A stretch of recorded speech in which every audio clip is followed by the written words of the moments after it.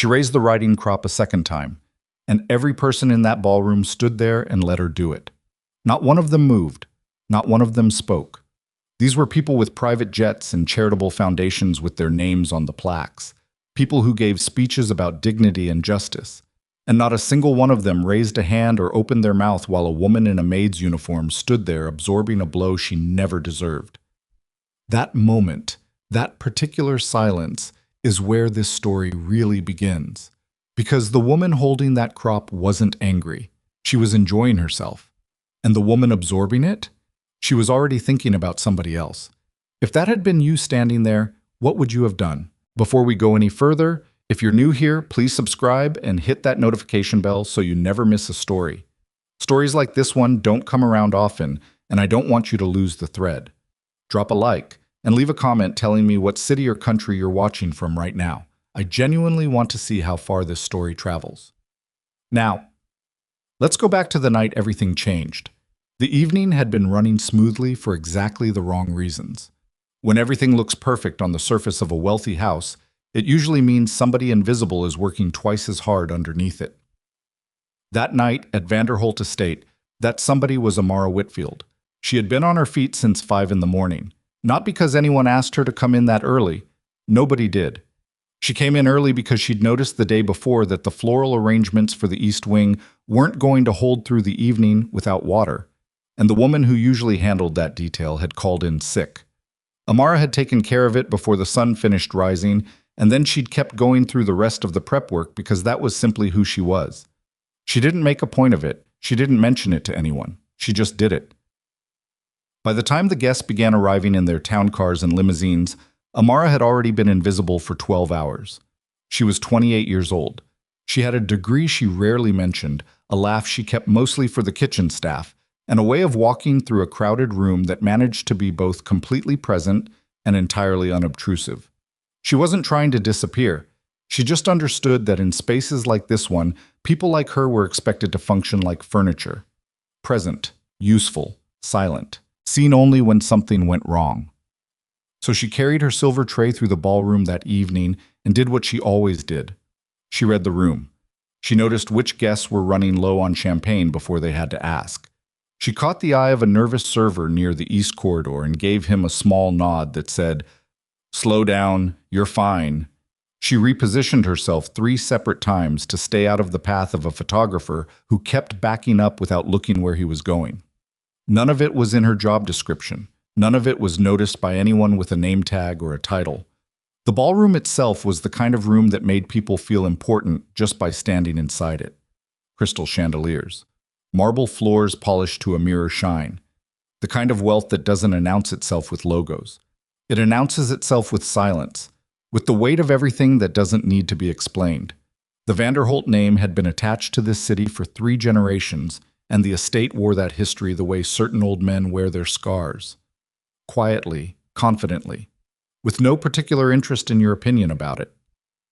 The guests that evening were the expected collection. A senator near the bar who laughed too loudly at his own observations. 2 tech founders who stood slightly apart from the older money, still carrying that particular energy of people who had been told they changed the world and were starting to believe it. Several women in gowns that cost more than Amara made in a year, circling each other with the specific politeness of people who don't actually like each other but share the same publicist. And at the center of all of it, Celeste Marrow. Celeste was the kind of beautiful that required maintenance, not the natural, careless kind, the architectural kind. She was 31, blonde in a way that cost real money to maintain, and possessed of a smile that she wore like a piece of jewelry. Something selected, something displayed.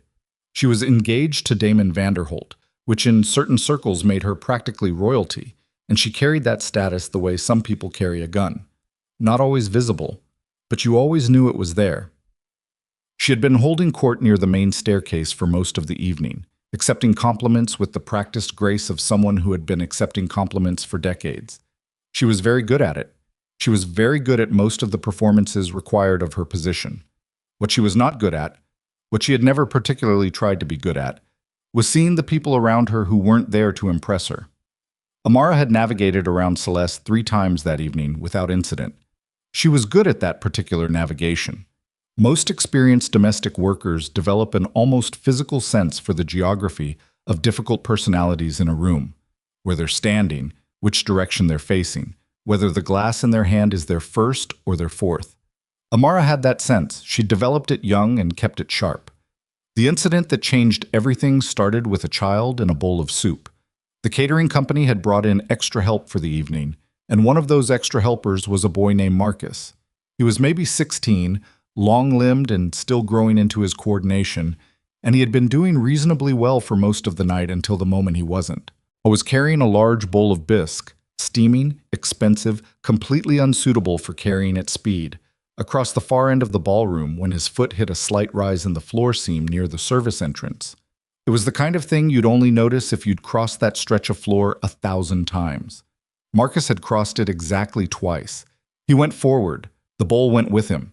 In the path of both, directly, unavoidably, was a child. 8 years old, maybe 9.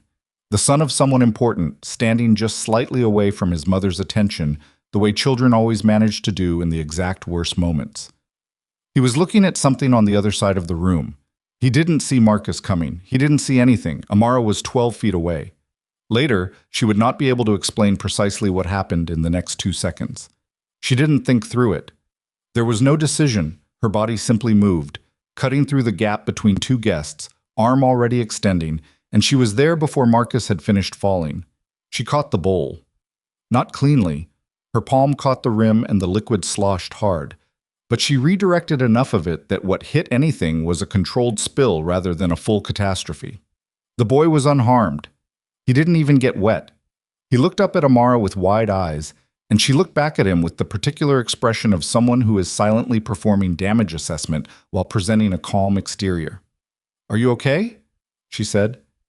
He nodded. She straightened. She looked at Marcus on the floor beside her, pale and shaking, and said quietly, "I've got it. Get up slowly, tell the kitchen we need a new bowl, and don't run." It was over in perhaps 10 seconds. But in those 10 seconds, several drops of bisque had traveled in the wrong direction. Celeste's glove. It wasn't a dramatic stain, it was 3 or 4 small drops on white fabric, the kind of thing you'd have dry cleaned without particularly caring about it, under any normal circumstances.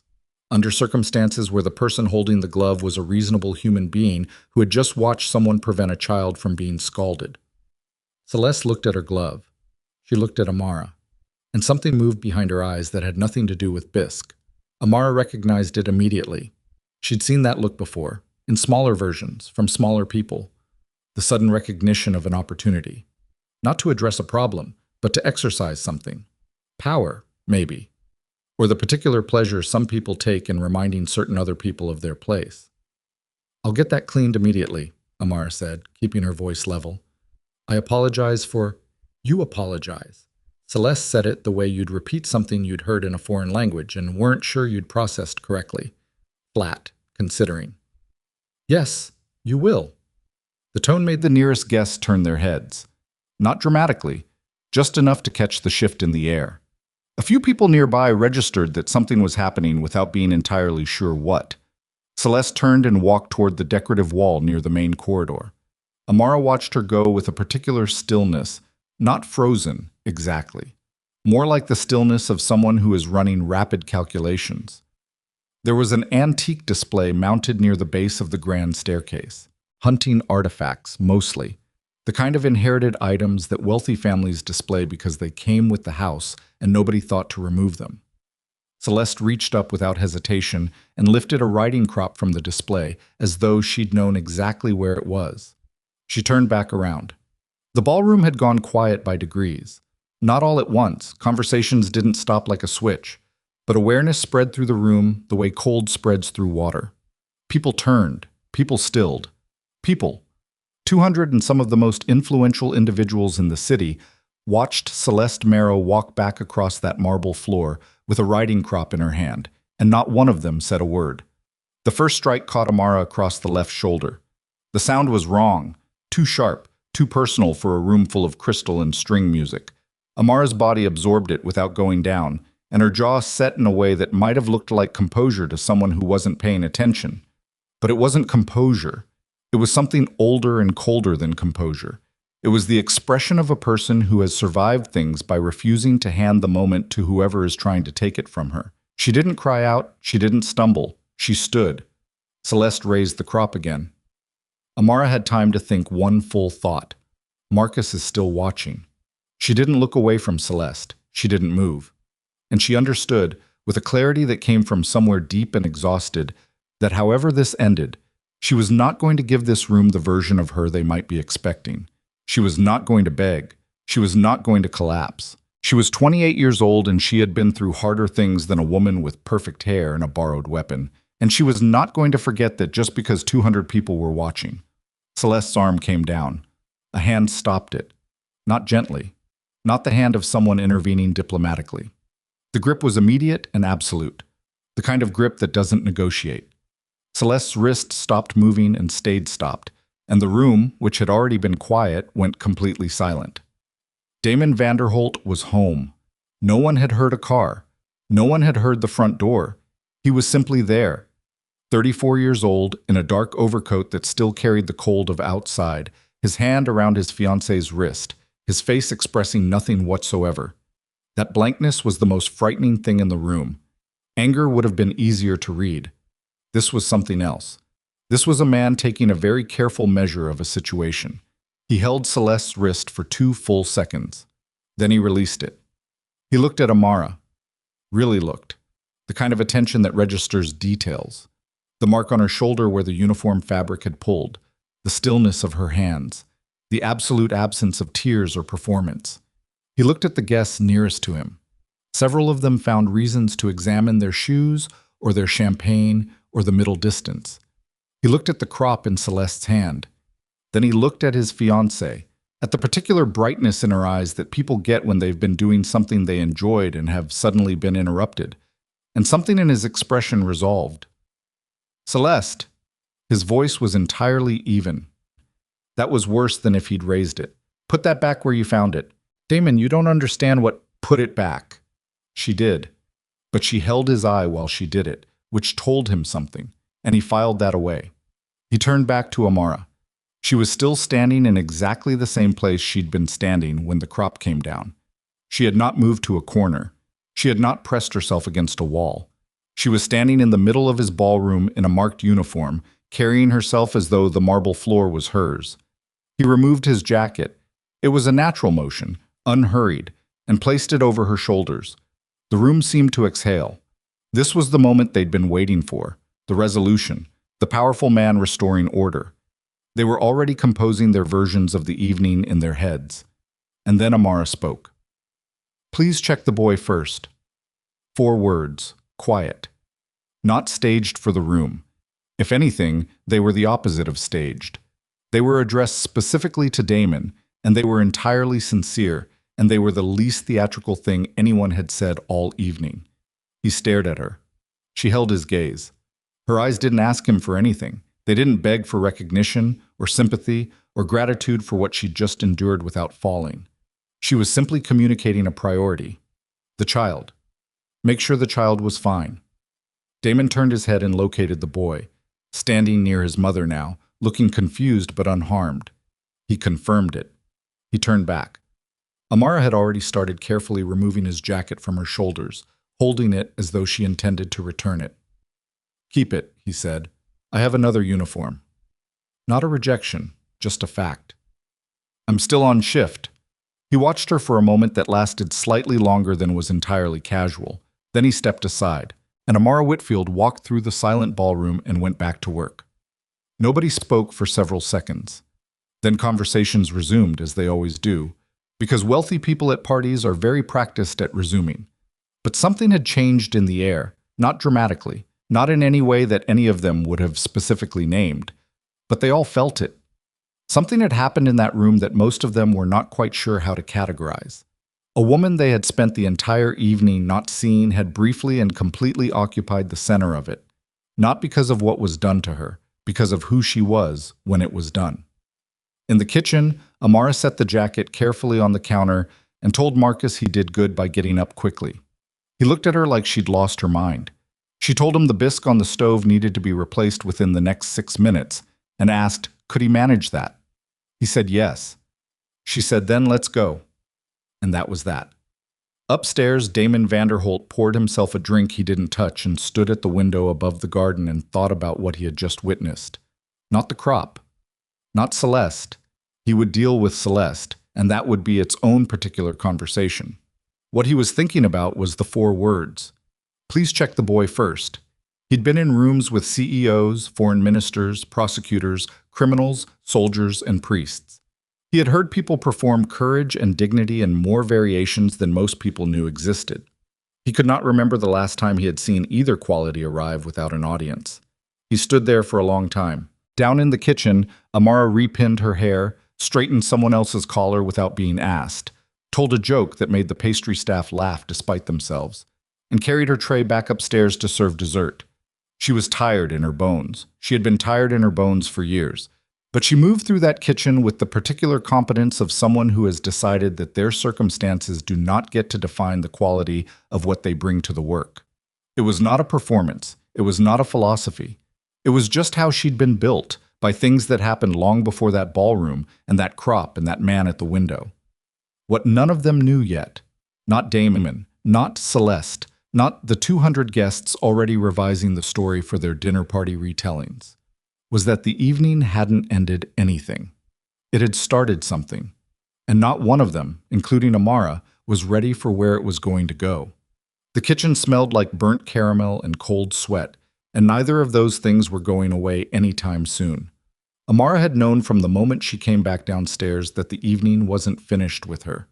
She could feel it the way you feel weather coming, not in the air exactly, but in the quality of the silence. The way certain people were not quite looking at her. The way conversation shifted a half step when she moved into earshot. 200 people had watched something happen in that ballroom, and 200 people were now doing what people in rooms like that always do after something uncomfortable. They were rewriting it into a version they could live with. She had learned not to waste energy on that particular process. What she had energy for right now was the caramel sauce that Rodrigo had scorched 40 minutes ago while half the kitchen staff was standing frozen near the service stairwell trying to hear what was happening upstairs. The sauce was salvageable, barely, and only if she moved quickly. So she moved quickly. She pulled the pot, dropped the heat, sent the nearest person for fresh cream before they had time to think about whether that was their job, and started working. "You don't have to do that," Rodrigo said from behind her. He was the head cook, a broad-shouldered man in his 50s with a mustache that arrived in a room slightly before he did. He was looking at Amara the way people look at someone they're not sure has fully processed something that just happened to them. "I know," she said. "Amara." He said her name like a complete sentence. She kept stirring. The Vanderholt account sends a detailed satisfaction report to the catering company every event. Last year, the only comment was about the sauce at the third course being too thin. I'm not going to give them 2 years in a row. That's not what I'm... Rodrigo. She turned then, just long enough to meet his eyes. "I'm fine. The sauce is not. Help me or let me work." He helped her. They didn't talk about what happened upstairs. Nobody in the kitchen did, not directly, because there was an unspoken understanding that certain things needed to be left alone to breathe for a while before you could touch them. The younger servers kept looking at Amara sideways, and she pretended not to notice, and the evening completed itself in segments: dessert course, coffee service, the slow dispersal of guests, with the professional momentum of people who have learned to keep moving regardless of what else is true. Marcus found her near the end of the night, when most of the guests had gone and the cleanup was underway. He was carrying a stack of side plates, and he looked like he'd been rehearsing whatever he was about to say for at least an hour. "I'm sorry," he said, "about earlier." "You slipped on a floor seam that's been uneven since before you were born," Amara said. "That's not an apology situation. You got hit because of me." She took 3 of the plates off his stack without breaking stride. "I got hit because someone made a choice. Those are 2 different things, Marcus. The first one is physics. The second one is character. Don't confuse them." He was quiet for a moment. Then, "Does it still hurt?" "Yes," she said, because she was tired enough to be honest, and because lying to a 16-year-old about pain seemed like a particular kind of wrong. "But I've had worse." She didn't elaborate on that. She just kept walking toward the dish station, and he followed, and they worked side by side until the last plate was clean. She didn't see Damon Vanderholt again that night. She heard him, once, distantly, the low register of his voice somewhere above the kitchen ceiling, followed by the sharper, higher pitch of Celeste's response, followed by a silence that had its own particular texture. The kind of silence that isn't the absence of something, but the presence of it. Whatever was happening in that conversation, it was not over. Amara clocked out at 1:14 in the morning. She took the service exit because the service exit was closest, and because she had taken the service exit for 2 years, and the habit was deeply grooved. She stood on the rear steps of Vanderholt Estate and breathed in cold air and let herself be still for the first time in 20 hours.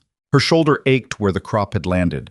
She rolled it carefully, cataloging the damage the way you do when you've learned that ignoring things doesn't make them stop being true. The skin would bruise by morning. She'd ice it when she got home. She'd move on. That was the plan. She didn't know yet that someone upstairs had a different one. Damon Vanderholt did not sleep that night. This was not unusual for him. Sleep had always been something he approached the way certain people approach expense reports. Necessary. Handled with efficiency, rarely enjoyed. But tonight was different. Tonight he was sitting in the chair behind his desk at 2 in the morning with a tablet in front of him and a very specific kind of stillness that his associates would have recognized as dangerous. He was reading Amara Whitfield's employment file. It was thin in the way that certain files are thin. Not because there was nothing there, but because nobody had thought to document the things that were actually significant. Name, start date, position, 2 positive performance notes buried under routine quarterly evaluations. A flag for an incident 3 months ago where she'd apparently covered 3 consecutive shifts for another employee without filing for overtime. The HR note on that one read, reminded of time tracking requirements, employee acknowledged. Damon stared at that line for a long moment. Someone had covered 3 shifts for a struggling colleague out of her own pocket, essentially, and the official record of that was a reminder about paperwork. He set down the tablet. He picked up his phone instead and called a number he rarely used directly. I need a background pull, he said, when the call connected. Full picture. Amara Whitfield. She's on the domestic staff here. He listened. No, everything. Start with her education. He hung up. Then he sat there in the dark for a while, thinking about a woman who had just been struck with a riding crop in front of 200 people and whose first coherent sentence afterward had been about someone else's welfare. I was trying to determine what that said about her, and finding that every answer he came up with led to another question. He had known a great many capable people in his life. He had known people with intelligence, with strategic thinking, with the specific kind of courage that comes from knowing you have leverage. What he had witnessed tonight was something categorically different. It was courage without leverage. It was the particular kind of strength that doesn't come from having resources or backup or an exit. It comes from having decided, somewhere along the line, what you're made of, and then being that, even when being that costs you. He didn't know her. He had probably passed her in a corridor a dozen times in the 2 years she'd been on his staff and registered approximately nothing. That reality sat with him uncomfortably. The results of the background pull came in before 4 in the morning. He read through them in the gray pre-dawn light and didn't move for a long time after he finished. Hospitality Management degree. Dean's List for 3 of 4 years. A thesis on operational efficiency in mid to large event venues that her faculty advisor had apparently described as publication quality in a note Damon found in her academic record. Job applications. He could see a partial picture of them through reference request trails. At 7 different hotel management programs, 3 private clubs, 2 luxury resort groups. Rejections, or more precisely, silences. The kind of non-response that is its own answer. Then her father's company. A logistics operation, mid-sized, respectable. He could see the collapse in the financial records the way you see a car accident in the police report.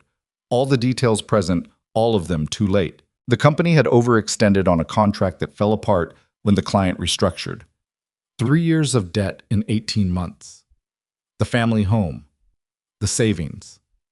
Her mother's medical costs from a surgery that hit right in the middle of the financial crash, because these things have a way of landing on top of each other.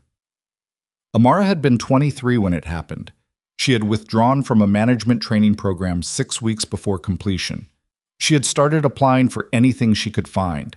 The pattern in her subsequent employment was so consistent it was almost geometrically precise. She would be hired at a level well below her qualifications. Within weeks, without any particular announcement or campaign, she would be doing work that exceeded that level. Training junior employees, solving operational problems, absorbing tasks that weren't formally hers. And then, nothing. No promotion, no recognition in the formal record. The work simply became expected, then assumed, then invisible. Until Vanderholt Estate had hired her as temporary housekeeping staff, and she had stayed. Damon set down the tablet for the second time that night and looked at the ceiling for a while. He was not a sentimental man. He had not built what he'd built by letting sentiment drive decisions. But he was also, underneath the controlled surface and the criminal infrastructure and the very carefully managed public image, a man with a functional conscience that he mostly kept locked in a room and fed only occasionally. It was knocking at the door now. He thought about the woman in the kitchen who had somehow rebuilt a ruined dessert service while nursing a bruised shoulder.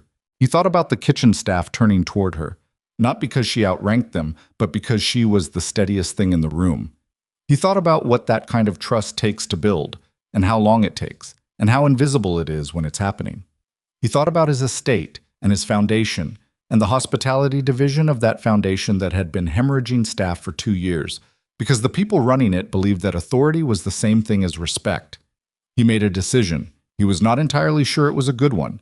He was sure it was the right one. Those two things were not always identical in his experience. Celeste found out about the background pull by accident. She had a contact in the estate's administrative office. Not a formal spy, just a woman who owed Celeste a favor from 3 years ago and who occasionally mentioned things she probably shouldn't. The mention this time came via a text message at 11 in the morning. Damon requested a full background on the housemaid from last night. Celeste read the message twice. Then she set her phone face down on the breakfast table and sat very still for 60 seconds, which was how she processed things when she was working out what to do about them. She was not stupid. This was something people occasionally forgot because she presented beautifully and spoke in the particular register of women who have been taught that their intelligence is most effective when it doesn't alarm anyone. But she was not stupid. She understood exactly what a background pull meant. Damon did not research employees he'd dismissed. He researched things that interested him. The woman had interested him. That was the problem. Celeste knew Damon well enough to know that what had happened the night before, the crop, the confrontation, the ring, was not a settled matter. He had told her to go to her room with the particular calm of someone who was deferring a conversation rather than ending one. She had lain awake most of the night composing versions of the explanation she would give him and discarding them one by one, and by morning she had settled on a version that she believed was defensible. She had reacted to provocation. The maid had been careless. These things happened when standards were enforced, and Damon would understand that once the initial emotion had passed. But a background pull changed the geometry of all of that. She needed to move faster than he was moving. She put her phone back face up, opened her contacts, and started making calls. Not dramatic calls. Not angry calls. The quiet kind, which were always more effective. She had been in this city for 8 years, and she knew which people talked to which other people. And she knew how information moved through rooms like the one last night. And she knew how to adjust that movement if she started early enough. The first call was to a woman named Priscilla, who had been at the gala and who had the kind of social reach that operated like compound interest. What Celeste said to Priscilla was not a lie, exactly. It was a version in which Amara had a pattern of putting herself in proximity to powerful men. A version in which last night's heroism with the soup was, if you looked at it a certain way, a bid for attention from someone in the catering department who had seen an opportunity and taken it. A version in which sympathy was being manufactured and Celeste was not the villain of the story, but a woman who had been provoked and who was, right now, very concerned about the well-being of the staff at Vanderholt Estate and the possibility that someone was taking advantage of her fiancé's well-known generosity. Priscilla listened attentively and said all the right things, and within 4 hours the version had traveled through 3 separate social clusters and had picked up additional detail in each transit, the way versions do. By that evening, when Amara arrived for her regular shift, 3 different people had looked at her differently than they had the week before. She noticed. She was very good at noticing, and very disciplined about not reacting to what she noticed until she understood it. So she clocked in, changed into a fresh uniform, and went to work, carrying the new quality of people's attention toward her, The same way she carried trays, steadily, without drama, without pretending the weight wasn't there. The first direct thing happened in the linen closet, of all places. She was pulling fresh table covers for the secondary dining room when she heard two housekeepers talking 2 aisles over. They weren't whispering. They were having what they thought was a private conversation in a space they thought was empty. "All I'm saying is it's strange timing," one of them was saying. It was Britta, a woman in her 40s who had been on the estate staff for 9 years, and who had always been professionally cordial with Amara, and personally cool in the way that some people are with people they feel are competition without wanting to admit that's the word. "She caught a bowl," the other voice said. That was young Daniela, new, still forming her opinions from what she heard rather than what she'd seen. "She caught a bowl in front of Mr. Vanderholt," Britta said, "and now suddenly there's all this attention. From him specifically. And Ms. Marrow is saying it wasn't an accident, that she's seen her do this kind of thing before, put herself—" "Ms. Marrow said that?" "Not to me directly, but you hear things." Amara stood very still with a stack of table covers in her arms. She could have announced herself. She could have let her presence be known and watched the conversation collapse into embarrassed backpedaling. She could have said something cutting, or something dignified, or something that made the point without making the conflict. She thought about what she'd told Marcus the night before. The second one is character. Don't confuse them. She finished pulling the table covers she needed and walked out the other end of the linen closet, and she did not stop, and she did not turn around. But her jaw was set in a way it hadn't been when she came in. Damon's investigation moved faster than Celeste's version did. He had resources she didn't know about. Not just money, though money was part of it. He had people who owed him the particular kind of debt that doesn't appear on ledgers. By the end of the second day after the gala, he had a comprehensive picture of Amara Whitfield that was more detailed than her own resume, and what that picture showed him was not what he'd expected. He had expected competence. The kitchen footage from the night of the gala had already demonstrated that. He'd reviewed it twice, watching the way she moved through the chaos like someone who had an internal compass calibrated to what actually needs to happen right now, rather than what will I be blamed for if this goes wrong. Two completely different navigational systems. Most people use the second one. What he hadn't expected was the scope of it. There was a paper trail if you knew how to read one. Employees she had personally trained who had no official record of that training because she'd done it on her own time. A catering supplier dispute from 8 months ago that had been resolved quietly, which meant someone had solved it. And when Damon traced it back, the someone was Amara, who had identified an invoicing error that was costing the estate money and had corrected it without anyone asking her to. 3 separate complaints filed against junior staff members that had been withdrawn before reaching HR. He found those through the administrative assistant who processed the paperwork, who told him that in 2 of the 3 cases, Amara had spoken with the complainant personally and resolved the underlying issue so effectively that the complaint became unnecessary. She had been doing the job of a manager for 2 years. The estate had been paying her as a housekeeper. He sat with that information for a long time before he picked up his phone. The call he made was to his foundation's director of operations, a man named Gerald, who was very good at his job and very aware of his own limitations, which was rare enough to be valuable. "The hospitality division," Damon said without preamble. "What's the retention number for the last quarter?" Gerald hesitated in the way that meant the number was bad. 43%. 43.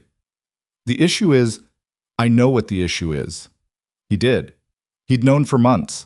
The division was run by someone who believed that a clear chain of command was the same thing as a healthy team, and that belief was incorrect, and the evidence of its incorrectness was a 43% retention rate, and events that cost twice what they should, and clients who used words like professional in the way people use it when they mean joyless.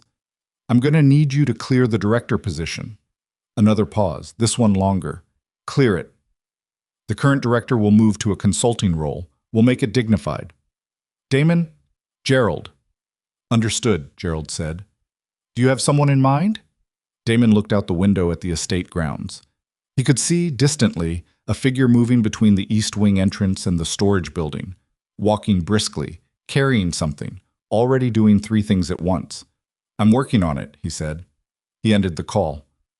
What he didn't know yet, what he was about to find out in a way he hadn't planned, was that Celeste had not finished working on it either, and that the next 24 hours were going to clarify something about his fiancée's character that the writing crop had only suggested. The conversation happened in the upstairs sitting room 2 days after the gala at 7 in the evening.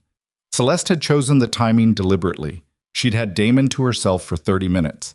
She had been reasonable and calm and had allowed him to see that she was trying to approach the situation as a mature adult who understood that mistakes had consequences.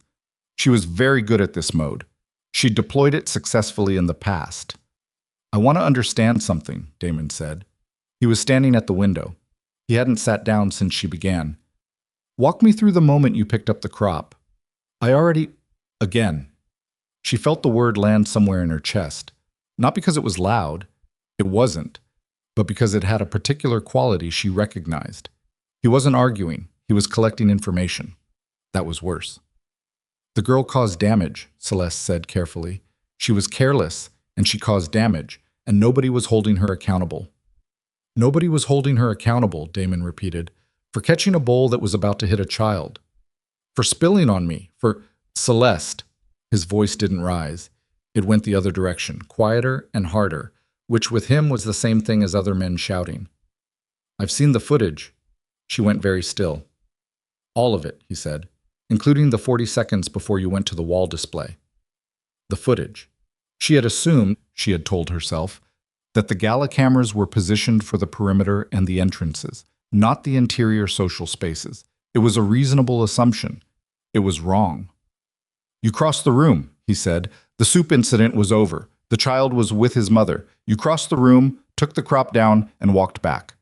He finally turned from the window. His face was doing the thing she had learned to fear most, the complete absence of expression.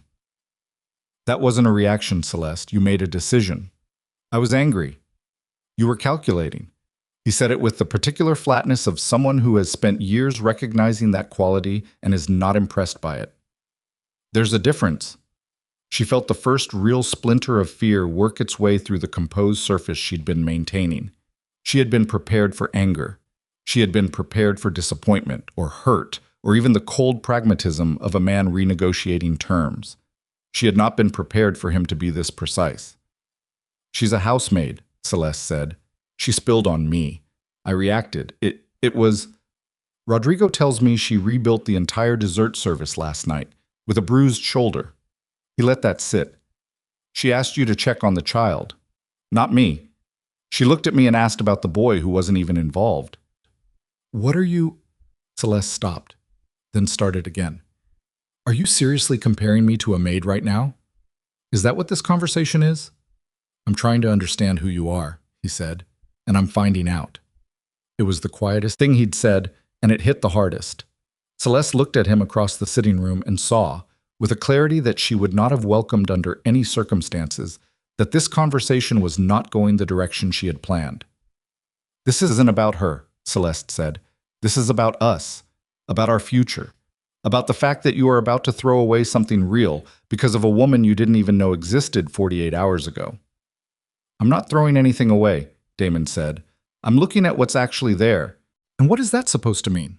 He picked up the engagement ring from the side table. She hadn't noticed he'd put it there.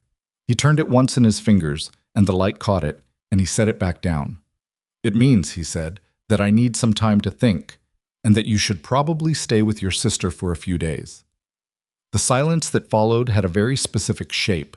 It was the shape of a door that has not been closed yet, but is very close to it. Celeste looked at the ring on the table. She looked at Damon. She had the sudden dizzying sensation of standing on ground she had believed was solid, and feeling it shift under her in a way that could not be walked back from. "You're choosing her," she said. It came out flat, not a question. "I'm asking you to go stay with your sister," he repeated. But they both understood what was underneath that sentence, and Celeste Marrow, who had been careful and strategic and composed for the entirety of this conversation, felt something cold and irrevocable settle in her chest. She picked up her bag. She did not pick up the ring. At the door, she stopped. "You don't know anything about her," she said. "You looked at 48 hours and you think you see something real. You're wrong." Her voice was steady, which cost her more than she would ever admit to anyone. "And when you figure that out, I won't be in a position to help you." She left. Damon stood in the sitting room and looked at the ring on the table for a long time. Then he picked up his phone and made a different call. The call was to the head of his private security team. The request was simple. Pull the complete gala footage. Full ballroom coverage. Every angle. Every timestamp. Everything? The man on the other end confirmed. Everything, Damon said. I want it cataloged and ready to review by tomorrow morning. He hung up. In the guest wing of the estate, Amara was folding towels with the particular mechanical efficiency of someone whose hands are busy so that her mind can work in peace. She was thinking about Britta's voice in the linen closet. She was thinking about the quality of the looks she'd been getting. She was thinking about Celeste Marrow and the riding crop and the very specific kind of person who retrieves a weapon after the emergency has already passed. She was thinking about the fact that she had worked too hard and survived too much to lose her footing now, and that she needed to be very careful, and that careful was something she was good at, and that being good at it had never once guaranteed that careful was enough. She put the last towel on the stack. She picked up the stack. She turned around, and standing in the doorway of the guest wing linen room, holding what appeared to be her complete personnel file, was Damon Vanderholt. They looked at each other across 10 feet of corridor. Neither of them spoke for a moment that stretched longer than was comfortable. Then he said quietly, I think we need to talk. And Amara, who had spent 2 years inside this house being invisible, set down the towels, straightened her back, and looked at the man who had just spent 48 hours learning who she actually was, and said the only thing she could honestly say. Then you'd better come in. The linen room was not designed for conversations that mattered. It was maybe 8 feet wide, lit by a single overhead fixture that buzzed faintly at a frequency just below conscious notice, and it smelled like industrial detergent and the specific staleness of folded cotton that hasn't moved in a while. There was a narrow wooden bench along one wall, not for sitting, really, more for staging supplies, and the shelves took up everything else. It was the kind of space that reminded you, in case you'd forgotten, that certain people in a house existed to maintain it, not to inhabit it. Amara did not move to make it more comfortable.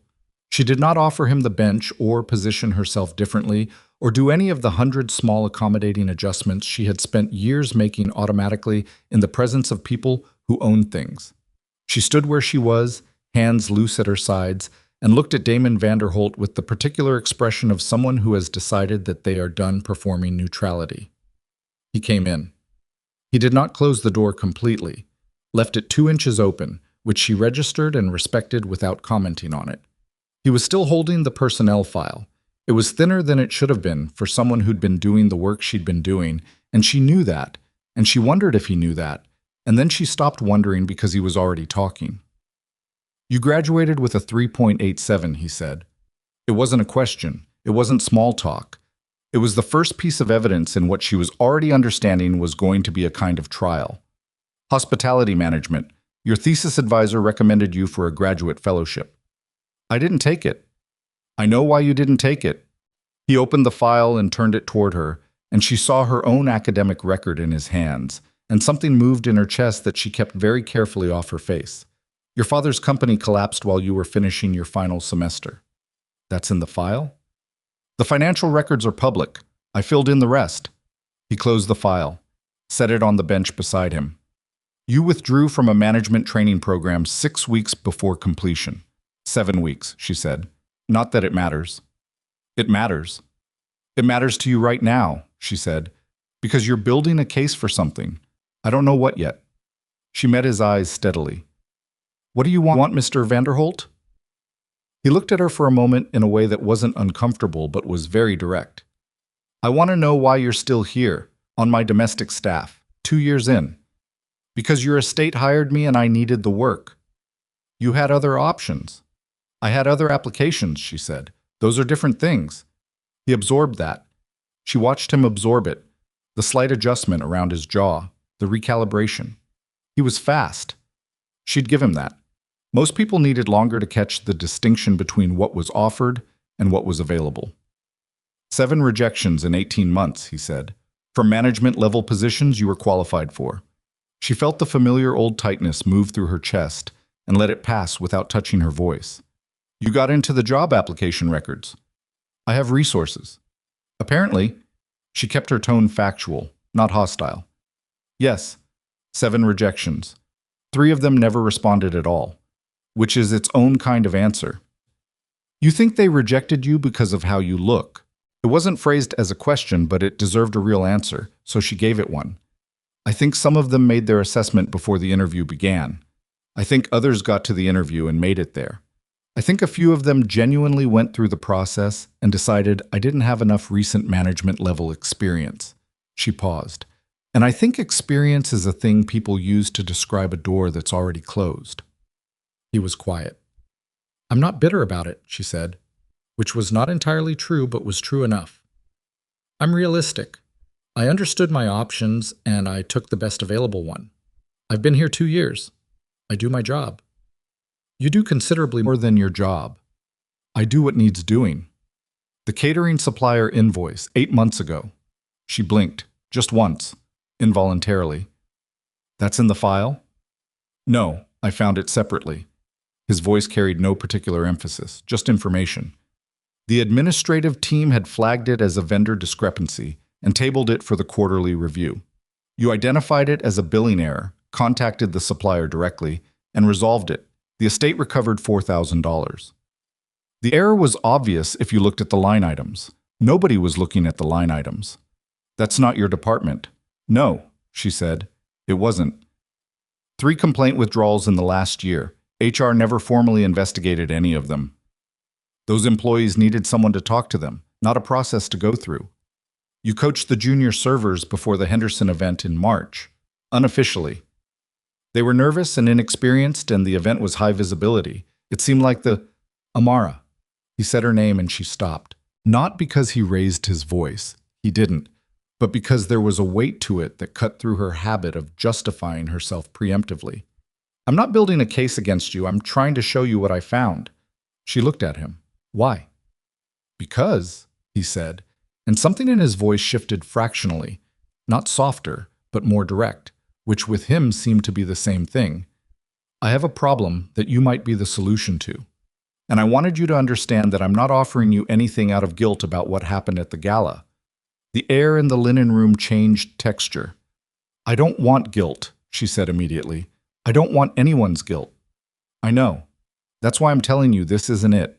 He looked at her steadily. My foundation's hospitality division is failing. 43% staff retention last quarter.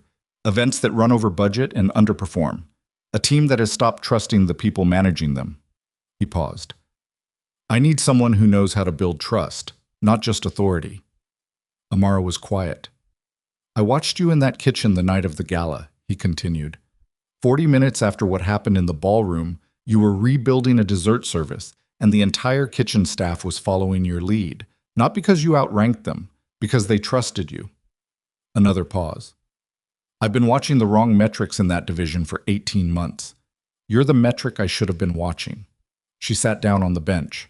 Not consciously. Her legs just made the decision. She sat and looked at the floor for a moment, and in that moment she was not performing anything. She was just a 28-year-old woman sitting in a linen closet being offered something she had stopped letting herself want. The director of hospitality position, he said. She looked up. It's yours if you want it, she laughed. It came out before she could catch it. A single breath of sound, almost disbelieving. You're serious. I don't offer things I don't mean. I'm a housekeeper. You're a hospitality management graduate with 7 years of operational experience at multiple staffing levels, a demonstrable record of team development and problem solving, and the specific quality of leadership I cannot hire from a business school. He said it without theatrics. Just facts, arranged in order. Your job title has been wrong for 2 years. I'd like to correct that. Amara stared at him. She thought about the 7 applications. She thought about the silences that were their own kind of answer. She thought about the management training program she'd left 7 weeks before completion, standing in a parking lot with her phone in her hand, calling her mother to say she was coming home. She thought about all the mornings since then, arriving early, doing the work no one asked her to do, training people the system would never credit her for training. I need to think about it, she said. He nodded. No pressure, no performance of graciousness, just acknowledgement. Take whatever time you need. He picked up the file from the bench. He moved toward the door. Mr. Vanderholt. He stopped. She looked at him with the particular directness she'd been holding back. Why now? Why not 6 months ago or a year ago? What changed? He turned back, and the answer he gave her was the most honest thing he'd said all evening, which was exactly why it was the most unsettling. I saw you, he said simply. I wasn't looking before, but I saw you. He left. Amara sat in the linen room alone for 4 minutes. She knew it was 4 minutes because she was looking at the clock on the wall above the shelf of spare pillowcases, watching the second-hand move because she needed something concrete to look at, while her interior world rearranged itself into a new configuration. Then she stood up, straightened her uniform, and went back to work. Because the towels still needed to be put away. Celeste left for her sister's home that same evening, which everyone in the estate staff knew by 9 o'clock, because estates are ecosystems and information moves through them the way water moves through limestone, finding every available crack.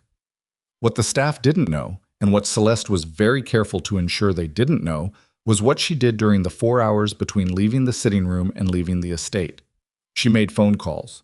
Not the quiet social network management calls she'd made the day before. Different calls. Harder calls. The kind of calls you make when the version you've been presenting to the world is in danger of being replaced by the actual one. The first was to a man named Theo, who was her former business manager and who knew things about her financial situation that no one else in her current life was aware of. What she told Theo was that she needed an accounting of certain transactions from the past 14 months to be made less accessible. What Theo told her was that certain things, once documented, didn't undocument easily. What Celeste told him was that she was paying him to solve problems, not describe them. The call ended badly. She made 2 more. By the time her car was loaded and her driver was waiting, she had done what she could, which, she was beginning to understand, might not be enough.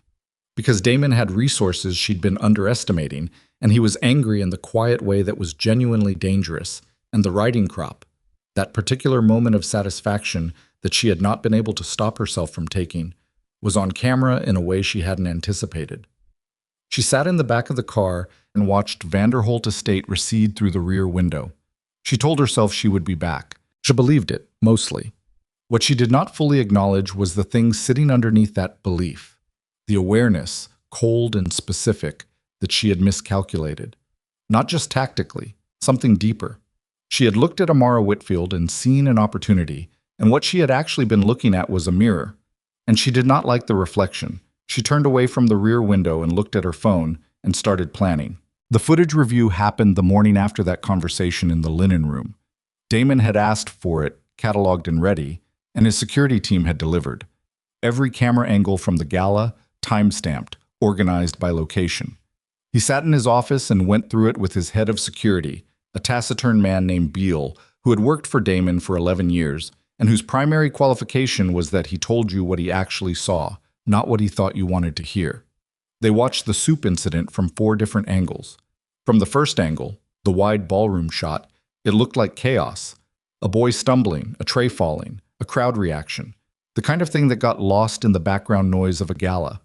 From the second angle, a camera positioned near the service corridor entrance, you could see Amara's movement with complete clarity. The moment Marcus's foot caught the floor seam, the instant she started moving, which was approximately half a second before the stumble fully committed. The reach. The catch. The child, untouched, not even aware of how close it had been. "Run that again," Damon said. Beale ran it again. "She starts moving before he falls." Yes, she anticipated it. "Seems like she saw the floor seam," Beale said. "She'd been walking that corridor all night. She knew it was there." Damon watched it a 3rd time. Watched the way Amara's body moved. Not hesitant, not performing, just functional. The catch was not elegant. It was real. Her palm hitting the rim, the liquid sloshing, the controlled redirect. Something messy and effective. And then? Beale switched angles. The 3rd camera was positioned above the decorative wall display near the staircase. This was the angle Damon had mentioned to Celeste. Watching it now, in the clear light of his office, rather than the heat of that evening, it was worse than he remembered.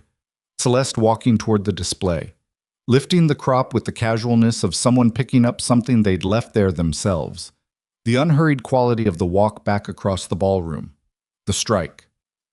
"Stop!" Beale stopped. "What's the timestamp between the end of the soup incident and the strike?" Beale checked. 2 minutes, 40 seconds. Damon looked at the frozen frame on the screen. Amara, caught mid-impact, not falling.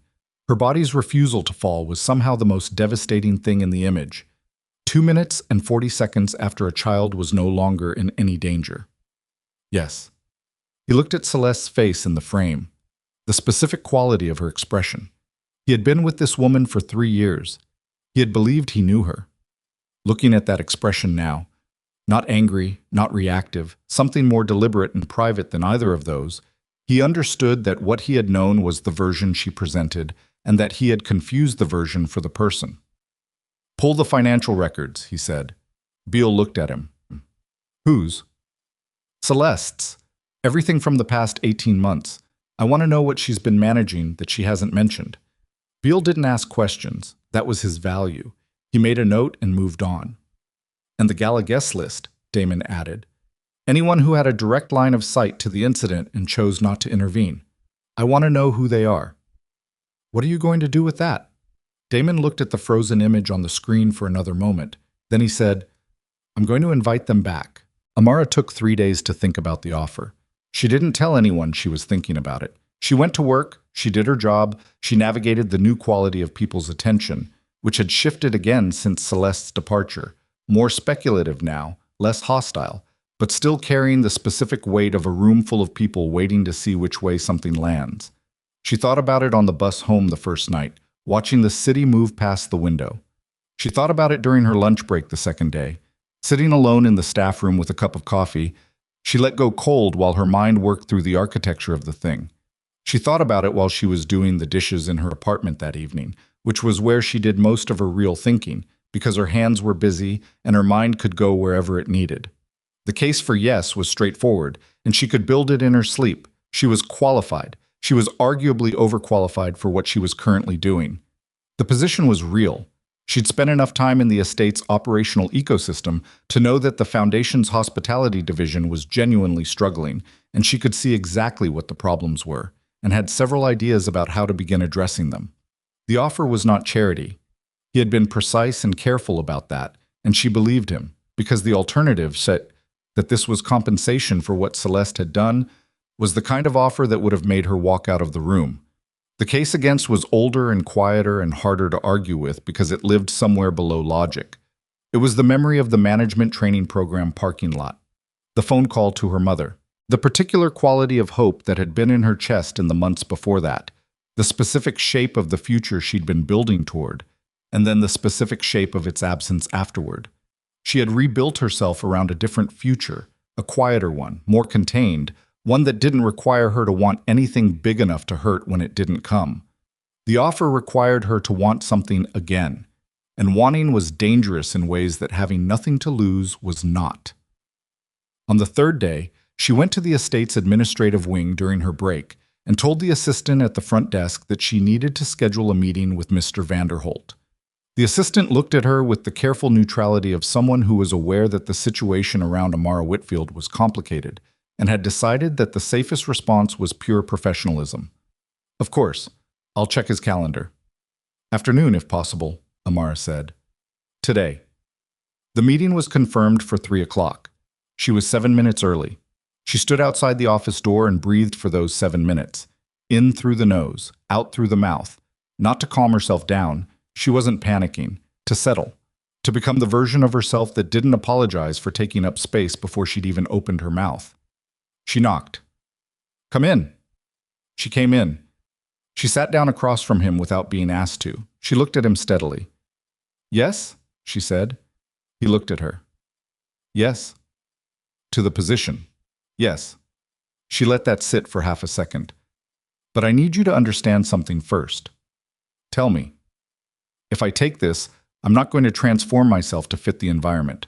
I'm not going to change how I speak or how much space I take up or what I look like to make the guests or the board or anyone else more comfortable with what they're looking at." Her voice was even. Not aggressive, just completely clear.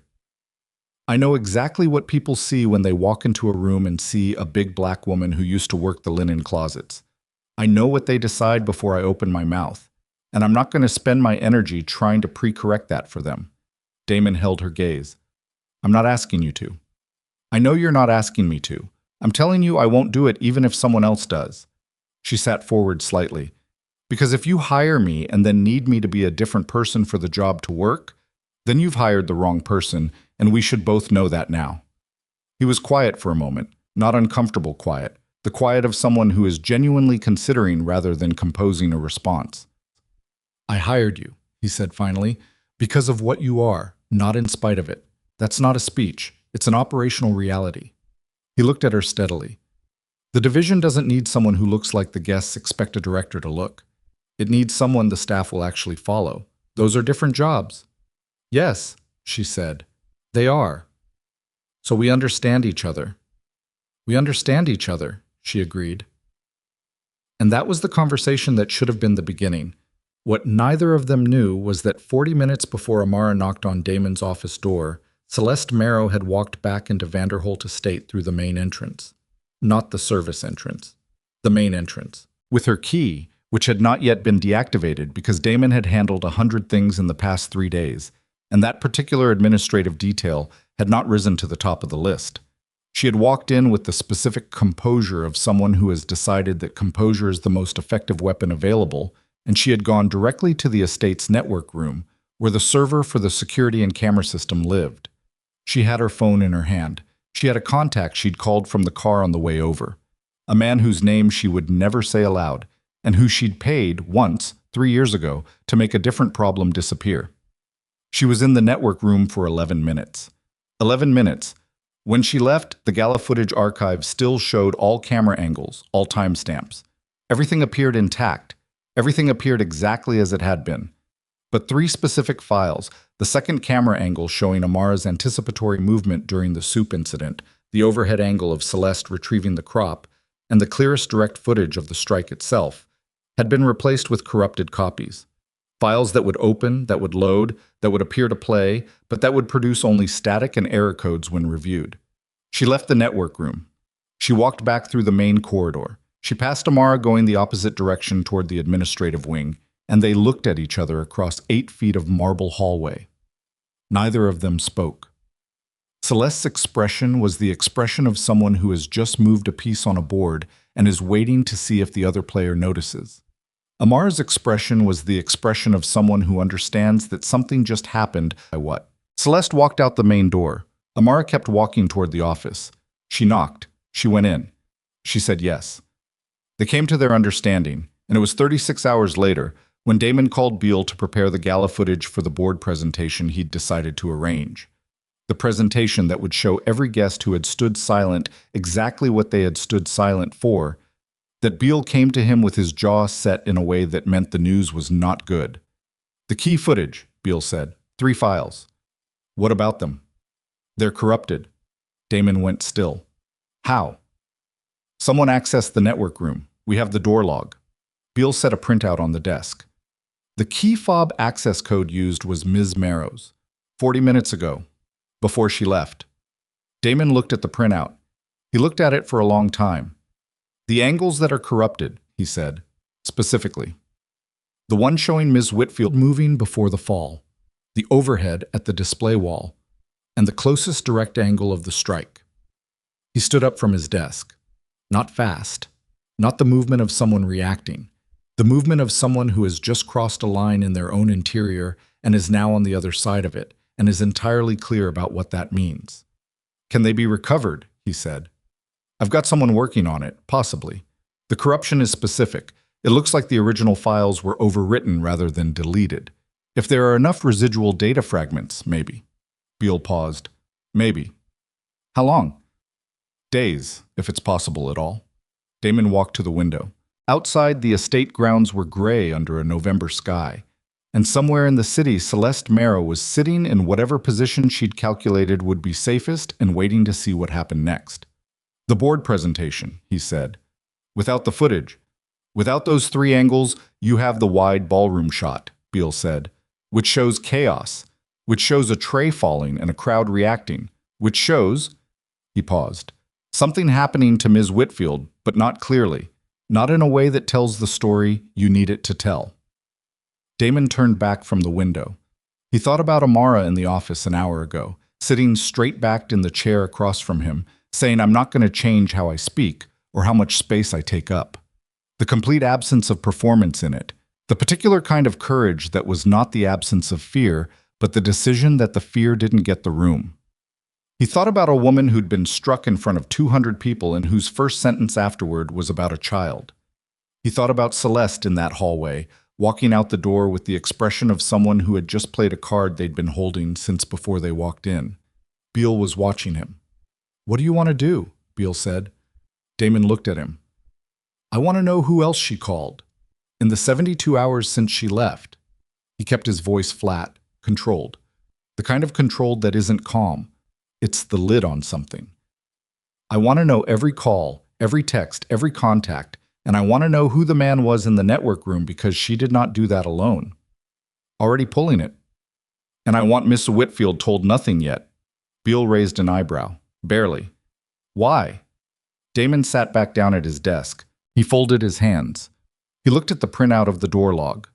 Celeste's access code, 40 minutes before Amara knocked on his door. A detail of timing so precise it made his chest cold, and he said something he had never said about Amara Whitfield before. "Because she just accepted a position in this foundation, and the first thing I am not going to do to her is hand her a problem she didn't create and has no tools to fight yet." His voice was even, completely even. "When she needs to know, she'll know. Right now she needs to be allowed to begin." Beale nodded once. He picked up the printout. He left. Damon sat alone in his office. Outside, the November sky pressed down on the estate like a hand, and in the city somewhere a woman who had spent 3 years building a future inside his house was now on the phone with someone whose name Damon did not yet know, tightening a knot around something he had promised. To a woman folding towels in a linen closet 3 days ago, that he would not let be taken from her. He had made the promise in good faith. What he hadn't anticipated was how fast he was going to be called to keep it. And in a different part of the city, Amara Whitfield was sitting on her couch for the first time in 3 days with something strange and uncomfortable and fragile alive in her chest. Something she hadn't felt in years and didn't entirely trust, and could not quite bring herself to extinguish. It felt, improbably, like hope. She should have known, from long experience, that hope was exactly when things got harder. Hope, Amara had learned a long time ago, was not a feeling you could afford to be careless with. It wasn't like anger, which burned clean and fast and left you empty but clear. Hope accumulated. It built infrastructure inside you, expectations, plans, the quiet architecture of a future you'd started to believe in. And when it collapsed, it didn't just disappear. It took the whole structure down with it. And you stood in the rubble and tried to remember what the ground had felt like before you'd started building. She had been careful with it this time. She had told herself she was being careful. She had not been careful enough. The first sign that something was wrong came 4 days after she accepted the position, in the form of a message from an address she didn't recognize, sent to her personal email at 11:47 in the evening. She almost deleted it without opening it. Her hand was over the button. Then she read the subject line, and she didn't delete it. The subject line read, "Before you start that new job, you should know what kind of man hired you." She sat on her couch for a long moment with her phone in her hand and the buzzing of the street outside her window and the particular quality of dread that comes not from what you've read yet, but from what you're about to. She opened the email. It was short, 4 paragraphs, organized with the specific precision of someone who had prepared it carefully and wanted it to land in a particular order. The first paragraph described Damon Vanderholt's financial empire in terms she already knew: the investment firm, the foundation, the legitimate holdings that had made him one of the most powerful private figures in the city. The second paragraph described something else: a secondary network, specific enough to be credible, detailed enough to be disturbing, names she didn't recognize, transaction patterns, a description of an organizational structure that sat underneath the legitimate one, like a root system under a lawn, invisible from the surface, but the reason everything above it stayed standing. The third paragraph said, "He chose you because you're useful, not because he respects you. A man like this doesn't hire a former housemaid out of admiration. He hires her because she's controllable, because if she causes problems, nobody credible will listen to her." The fourth paragraph said, "The footage from the gala has been destroyed. He can't prove what Celeste did, and he won't risk his position to try. Walk away now, while you still can. There was no signature. Amara read it twice. Then she put her phone face down on the coffee table and sat in the dark for a while, breathing deliberately, because breathing deliberately was something she had learned to do in moments when her instincts were all firing at once, and she needed to be able to think underneath the noise. She thought about who would send this. She thought about what they wanted her to do. She thought about the fact that the email had come at 11:47 at night. Not in the morning, not during business hours, not at a time when she might have other things demanding her attention. Late enough that she'd be alone with it. She thought about Celeste walking through the main entrance corridor 4 days ago, the expression on her face, the particular quality of satisfaction in it.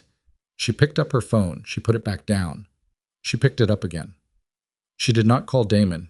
She was not ready to decide what the email meant yet, and she was not going to hand someone else a weapon she didn't fully understand. Instead, she sent a short text to a number she'd kept in her phone for 3 years, a woman named Vera, who had been 2 years ahead of her in the hospitality management program, and who now worked in risk management for a private firm, and who owed Amara a favor of the quiet, significant variety. Need to talk. Not urgent, but soon. Vera replied in 6 minutes, which at midnight meant she was either awake or the text had woken her and she hadn't hesitated. Call me. Amara called her. Read me the email, Vera said. Amara read it. There was a silence on the other end that lasted long enough to mean something. Okay, Vera said. First question.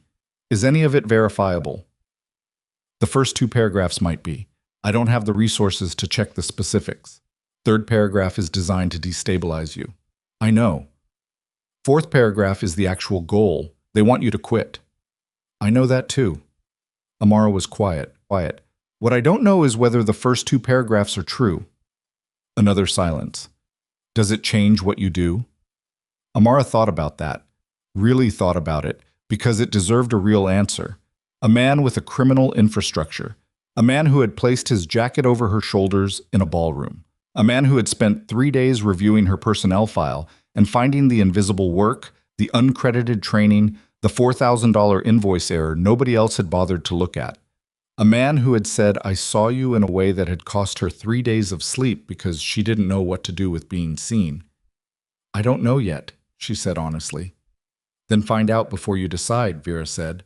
Don't let someone else's email make your decisions. She hung up.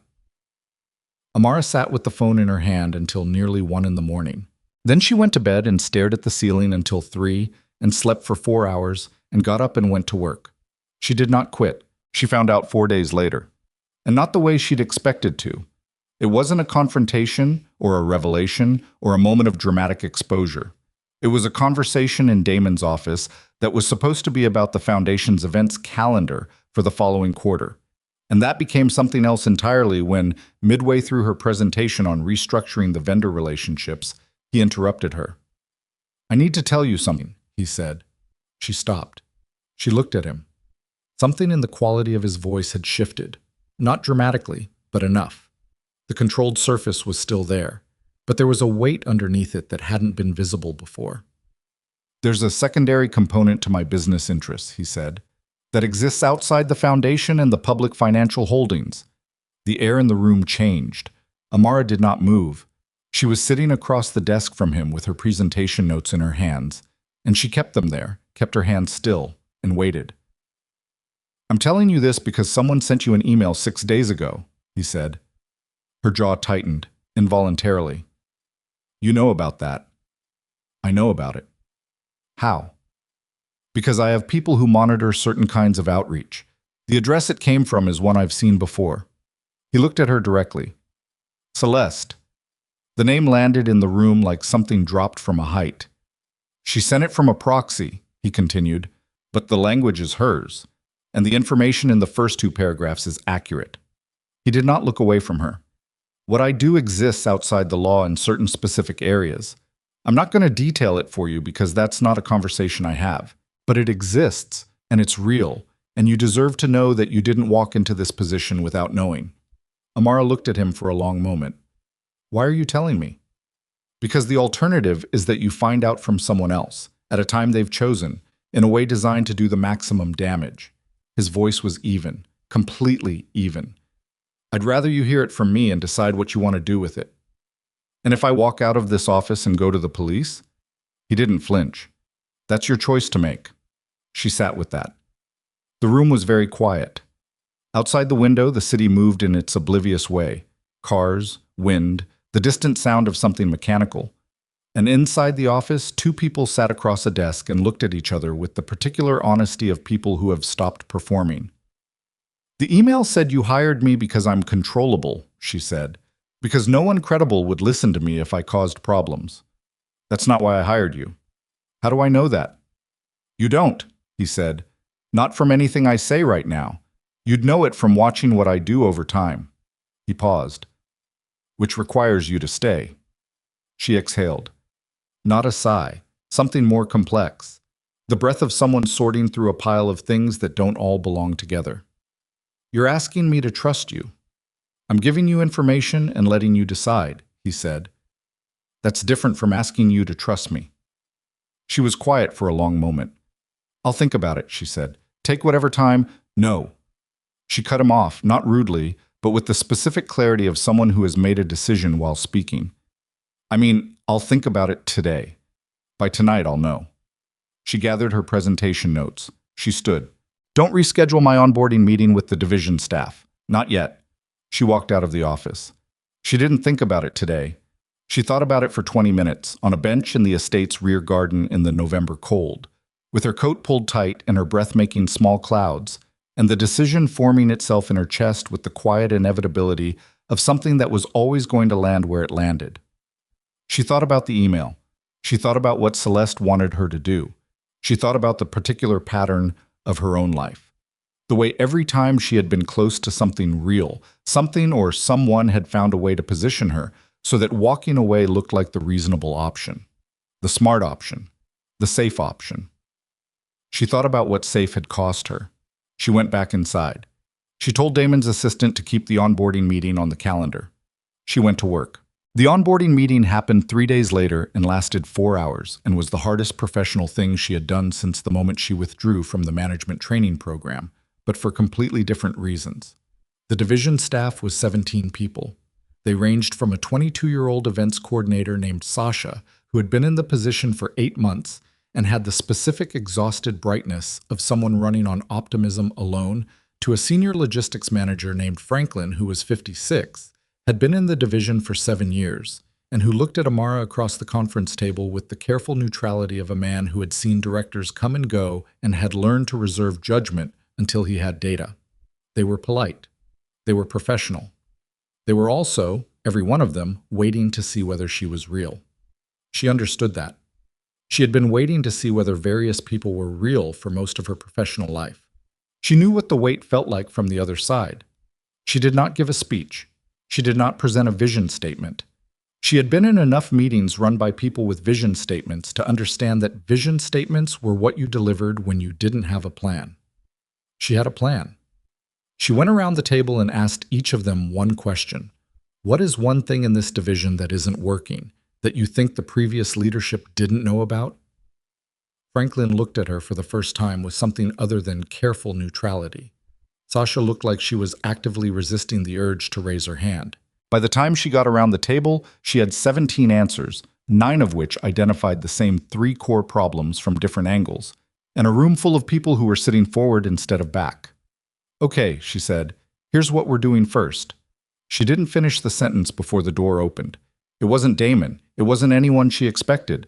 It was Priscilla Hartwell, one of the gala guests, a woman with the kind of social influence that moved through the city like a current. And she was standing in the doorway of the Foundation conference room with the expression of someone who has arrived specifically to be seen arriving. I apologize for interrupting, Priscilla said, in a way that made clear she did not apologize at all. Her eyes moved across the room and landed on Amara with the specific quality of someone performing a reassessment. I had a meeting with Director Chen scheduled, and I was told there's been a change in leadership. That's correct, Amara said. I'm Amara Whitfield. I'm the new director. She kept her voice level, completely level. Director Chen has moved to a consulting role. If you'd like to reschedule your meeting, my assistant can help you with that. You were on the domestic staff here, Priscilla said. The room went very still. Amara looked at her. Until recently, yes. And now you're directing the Foundation's hospitality division. That's correct? Priscilla looked around the table, at Franklin, at Sasha, at the other 15 faces. And Amara understood exactly what she was doing. She was taking a measurement. She was trying to assess whether the staff respected the new director or merely tolerated her, and she was doing it in the crudest possible way, which was by saying the thing out loud in front of them and watching the reaction. Amara let the silence sit for exactly 3 seconds. Then she said, "Was there something you needed, Ms. Hartwell? Or would you like my assistant to reach out about rescheduling?"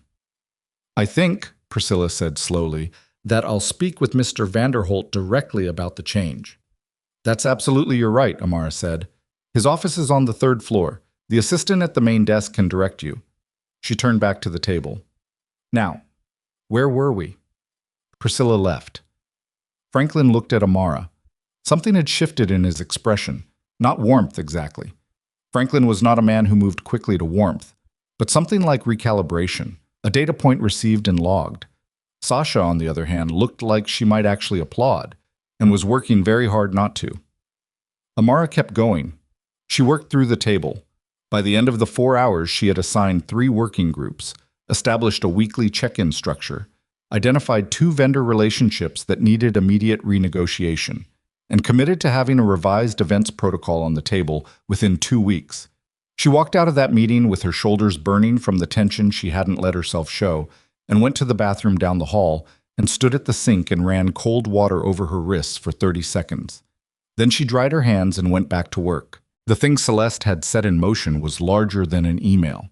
Damon understood this by the end of the 2nd week of Amara's tenure, when the 3rd separate social contact reached out to him with some version of the same concern, that his new hospitality director was an inappropriate appointment, that the optics were damaging, that certain philanthropic partners were asking questions. The phrasing was always careful, always positioned as concern rather than attack. That was the signature. He'd seen it before. Celeste was methodical in the way that people are methodical when they believe that sustained pressure always eventually finds a crack. What she had not anticipated was Beale. Beale had been working on the corrupted footage for 11 days when he came to Damon's office at 8 in the morning with a flash drive in his hand and the expression of a man who has spent nearly 2 weeks sleeping poorly and has something to show for it. "How much?" Damon said. "Not everything, but enough." Beale set the drive on the desk. The overhead angle at the display wall, 73% of the file restored. The strike footage, about 60%, but the critical frames are intact. He paused. The angle showing Ms. Whitfield moving before the fall is gone. The overwrite was too complete on that one. But the other two? The other two will tell the story. Damon picked up the drive. He turned it in his fingers once. Who else has seen these? Just me and the recovery technician. He's been paid, and he's quiet. Keep it that way. Damon set the drive down. I'm going to arrange a meeting. He had been planning the meeting since the night he'd ordered the footage pulled, but the shape of it had changed now. It was not going to be the original presentation to the silent guests. That version had been about evidence. The version he was building now was about something else, about forcing a situation into the open where it could only resolve one way. He called Celeste. She answered on the 3rd ring, which meant she'd seen his name on the screen and decided on her timing. "Damon, I'd like you to come to the estate Friday evening," he said. "There are some things that need to be resolved in person." A pause. "What kinds of things?" "The engagement, the ring, the formal end of things." He kept his voice entirely neutral. "It's better handled face to face." Another pause.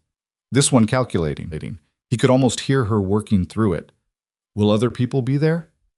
"The foundation board will be present for a separate matter earlier in the evening. By the time you arrive, it will be just us." He paused deliberately. "And Amara will be there. She's presenting to the board."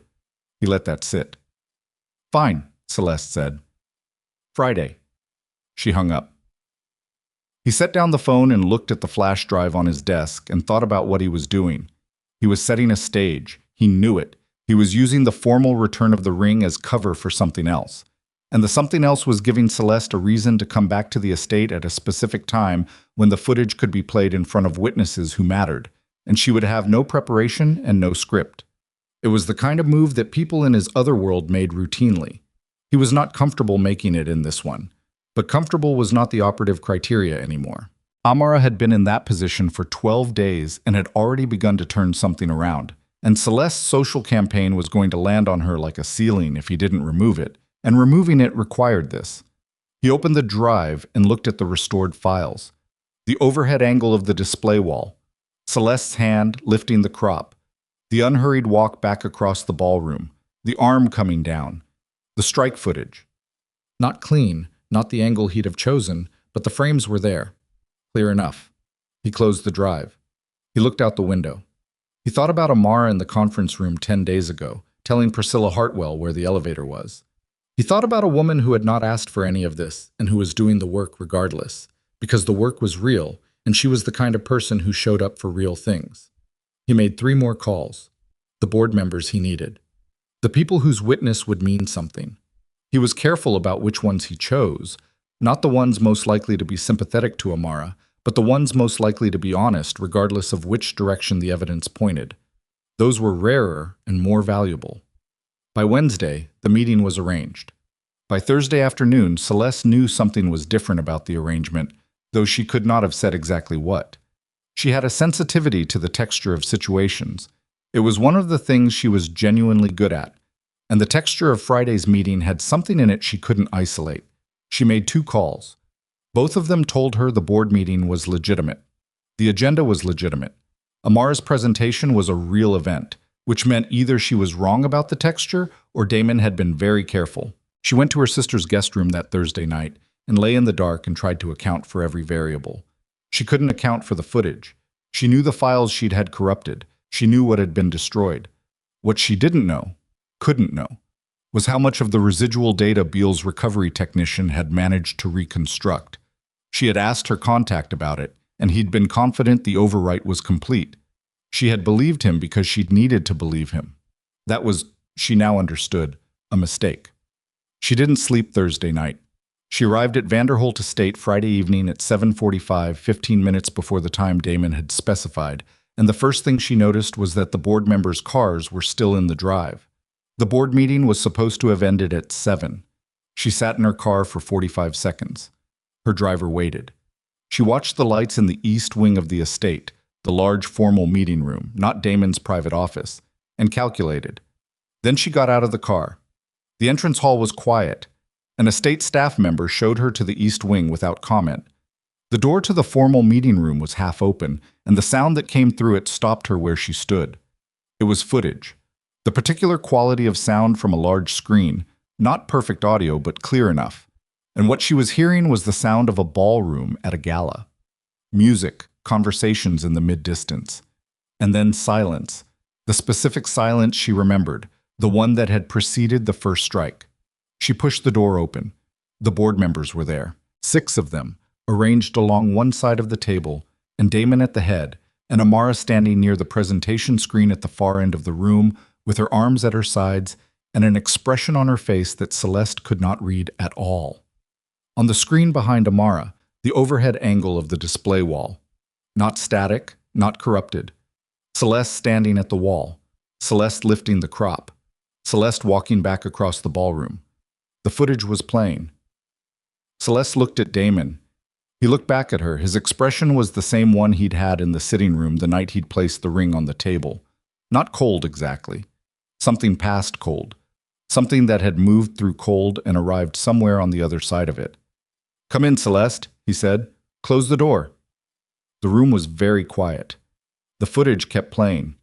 One of the board members, a woman in her 60s named Miriam, who had been on the Vanderholt Foundation board for 12 years, and who had the specific gravity of someone who had outlasted 3 directors and 2 financial crises, was watching the screen with an expression that was very still and very serious. Celeste did not close the door. She stood in the doorway and looked at the screen and understood, with the specific clarity of someone who is watching their own calculation fail in real time, that the file she had had destroyed was not fully destroyed. "How much did you recover?" she said. Her voice came out steady. She was proud of that later. At the time, she didn't think about it. She was entirely occupied with the geometry of the room and the people in it and the things she could still control. "Enough," Damon said. She looked at Amara. Amara looked back at her without hostility, which was somehow worse than hostility would have been. There was no triumph in Amara's face. There was something harder than triumph. There was the expression of a woman who has been waiting for the truth to be visible and is now watching it become visible and is simply present for that, bearing witness. "This is a setup," Celeste said. "You invited me here. I invited you here to return the ring," Damon said, "and to be present for a board presentation that was already scheduled." His voice was even. "The footage is part of the presentation because it's relevant to the Foundation's management environment and the standards we're trying to establish." "That is—" She stopped, started again.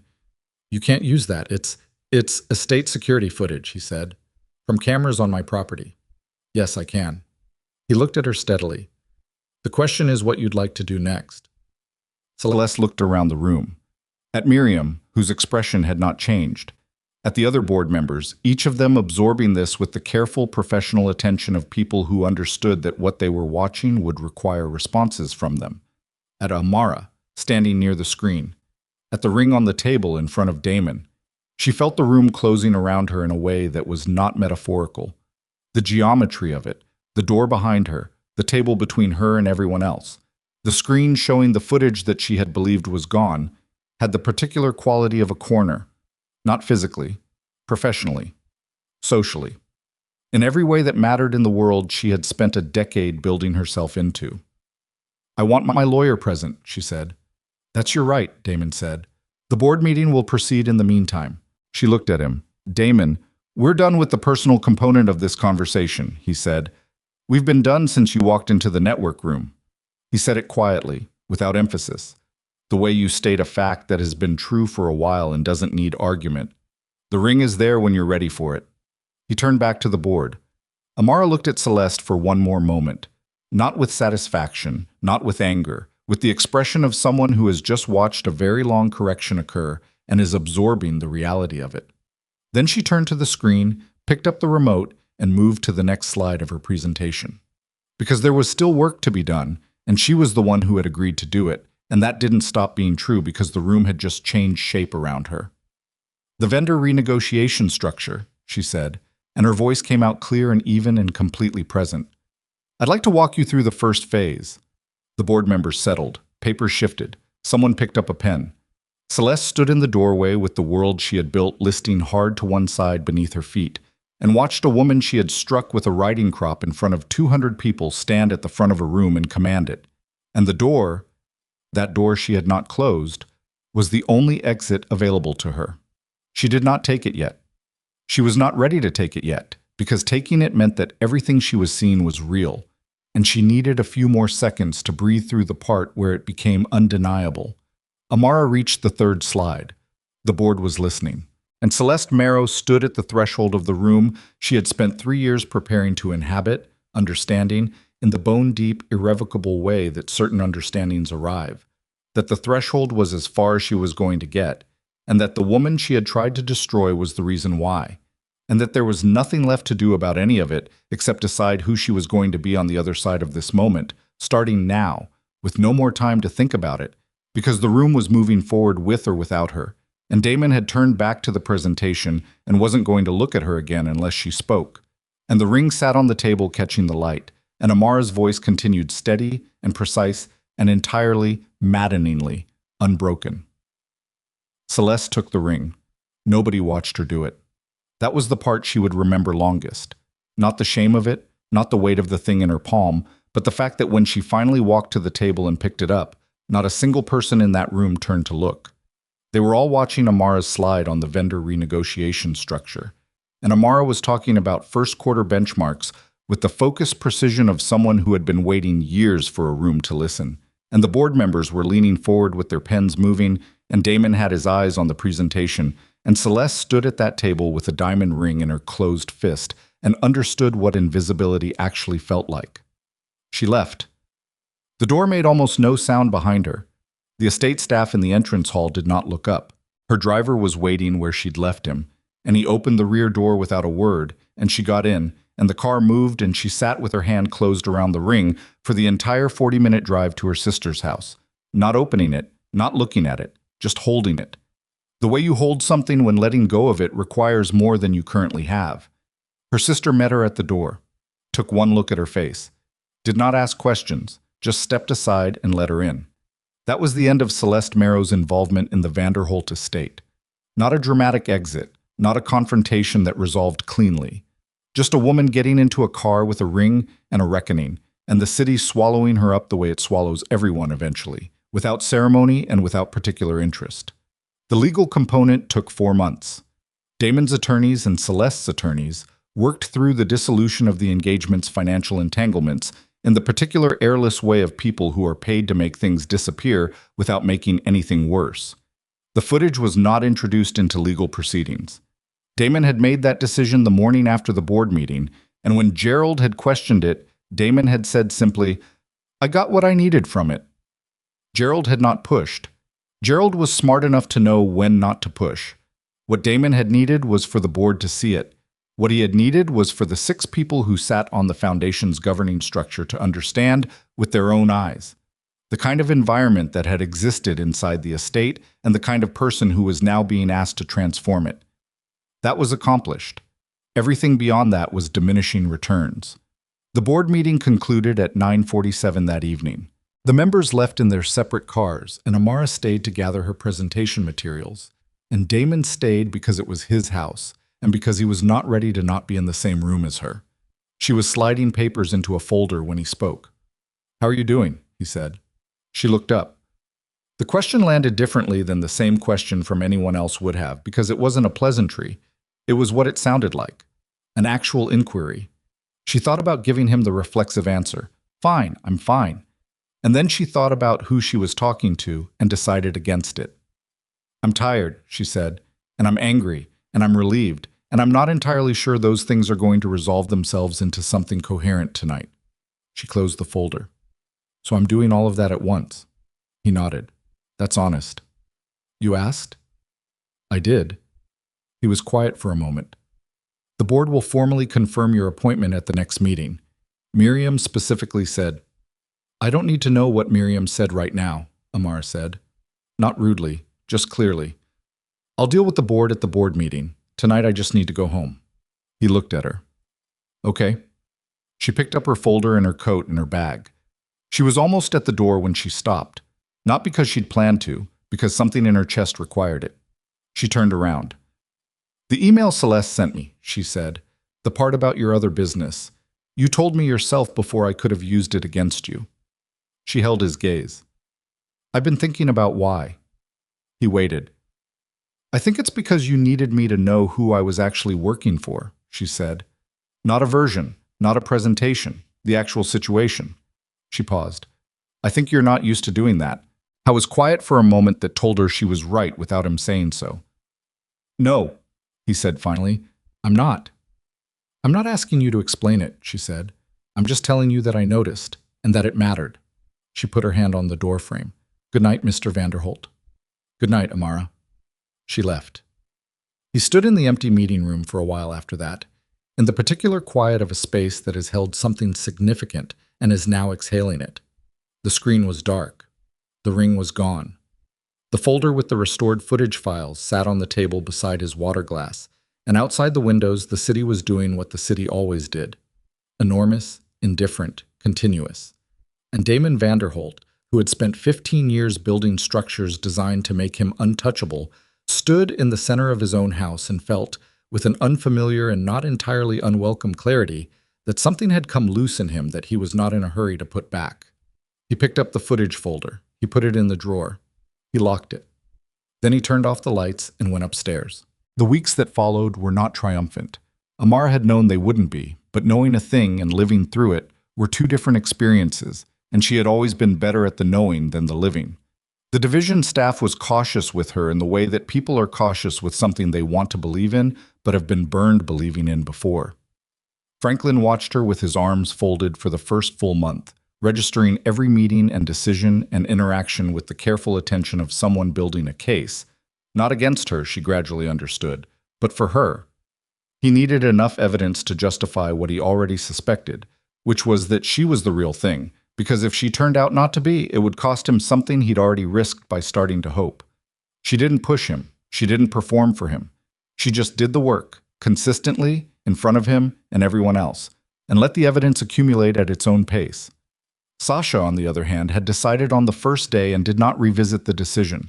She was 22 and had not yet learned the particular defensive caution that the world teaches you through disappointment, and Amara found herself grateful for that rather than irritated by it, because Sasha's uncomplicated commitment to believing in her was occasionally the only thing that made the harder days manageable. There were harder days. Priscilla Hartwell did not stop. She was more careful after the board meeting, careful enough that nothing she did could be directly traced back to her, which was the specific kind of careful that Amara recognized as professional. But the texture of it was still there. A philanthropic partner who mentioned, in passing, that they'd heard some concerns about the new direction of the division. A society columnist who ran a small item about the unconventional appointment at the Vanderholt Foundation with a photograph of Amara that had been taken from an angle that was not flattering and was not an accident. A canceled event booking from a client who gave no reason and did not respond to follow-up. Amara documented all of it. She kept a file. She didn't show it to anyone, didn't wave it at Damon or ask him to intervene. She kept it because she had learned, through years of being on the receiving end of things that left no obvious fingerprints, that the pattern was the evidence, and that someday the pattern might matter. What she did not do was let it touch the work. The first major event she ran as director was a foundation fundraiser in the 7th week. It was smaller than the gala, 80 guests, a dinner format, a live auction component that had historically performed below projections. She spent 3 weeks restructuring the guest experience from the arrival sequence through the auction format, working directly with the division staff on every detail rather than issuing instructions and expecting execution. The event came in 40 minutes more efficiently than the previous year's equivalent, raised 31% more than projected, and generated 4 unsolicited written compliments from guests, one of which specifically mentioned the warmth of the staff. Franklin came to her office the morning after and stood in the doorway. "The numbers came in," he said. "I saw them." He looked at her for a moment, then he nodded once, the particular nod of someone who has completed their assessment and is satisfied with the conclusion. He turned to leave. "Franklin." He stopped. "You don't have to like me," she said. "You don't even have to fully trust me yet, but I want you to know I see how you work, and I'm glad you're here." He turned back.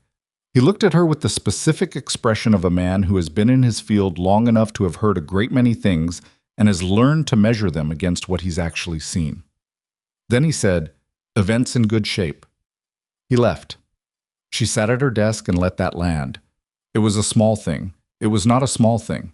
The conversation with Damon happened on a Tuesday evening in the 3rd month, not because anything particular had brought it to the surface, but because things that have been circling a center long enough eventually reach it. She was working late. He passed the open door of her office at 8:30 and stopped. "You're still here," he said. "Vendor contract review. The Hargrove account has a renewal clause I want to renegotiate before the quarter closes." He came in. He sat down across from her in the chair that had become, over 3 months, the one he used when he stopped by. Not because anyone had designated it, just because it was where he sat. She had noticed that. She had noticed a lot of things over 3 months, and had been careful about each of them. "You had lunch with Miriam today," he said. "She asked me to." She doesn't usually do that with division directors. "I know." Amara set down her pen. She wanted to talk about the event data, and she wanted to tell me, in the specific way that Miriam tells people things, that the board is satisfied with the appointment. She paused. She also told me that Priscilla Hartwell's family has had a difficult relationship with this foundation for about 6 years, and that some of what's been happening has roots that predate me entirely.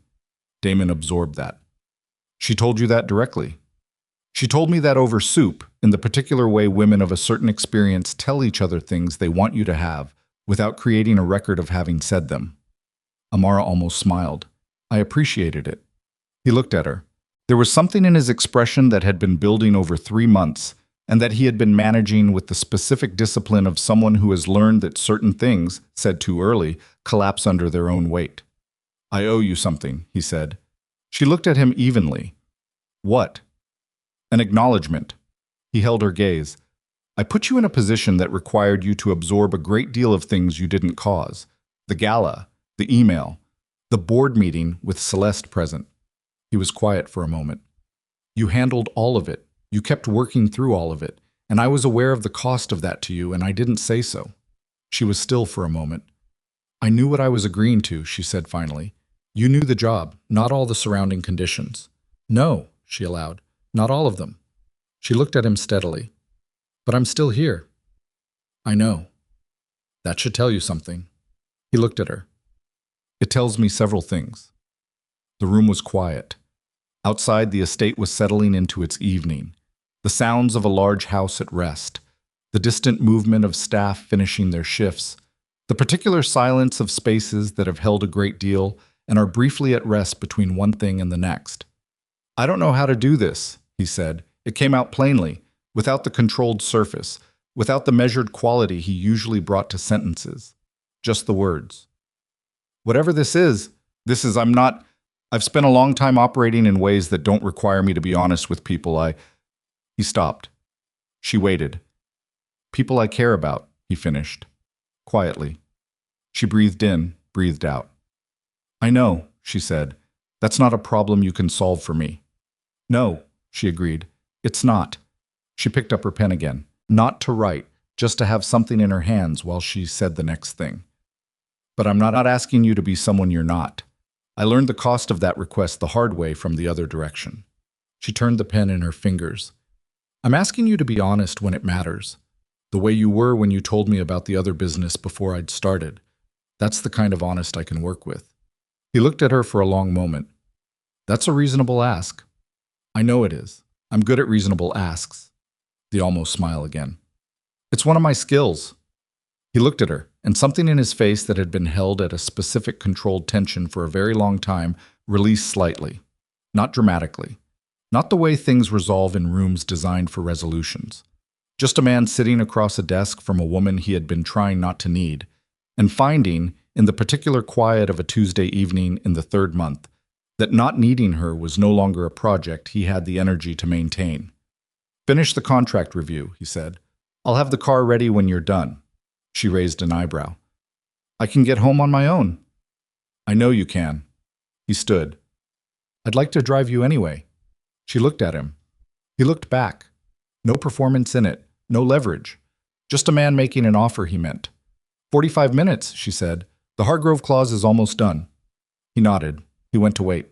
She went back to work. 1 year after the gala, Vanderholt Estate hosted its annual charity event. The chandeliers were the same. The marble was the same. The particular quality of light that expensive rooms achieve through the combination of deliberate fixture placement and a great deal of money. That was the same too. The bones of the place had not changed. What had changed was harder to point to and easier to feel.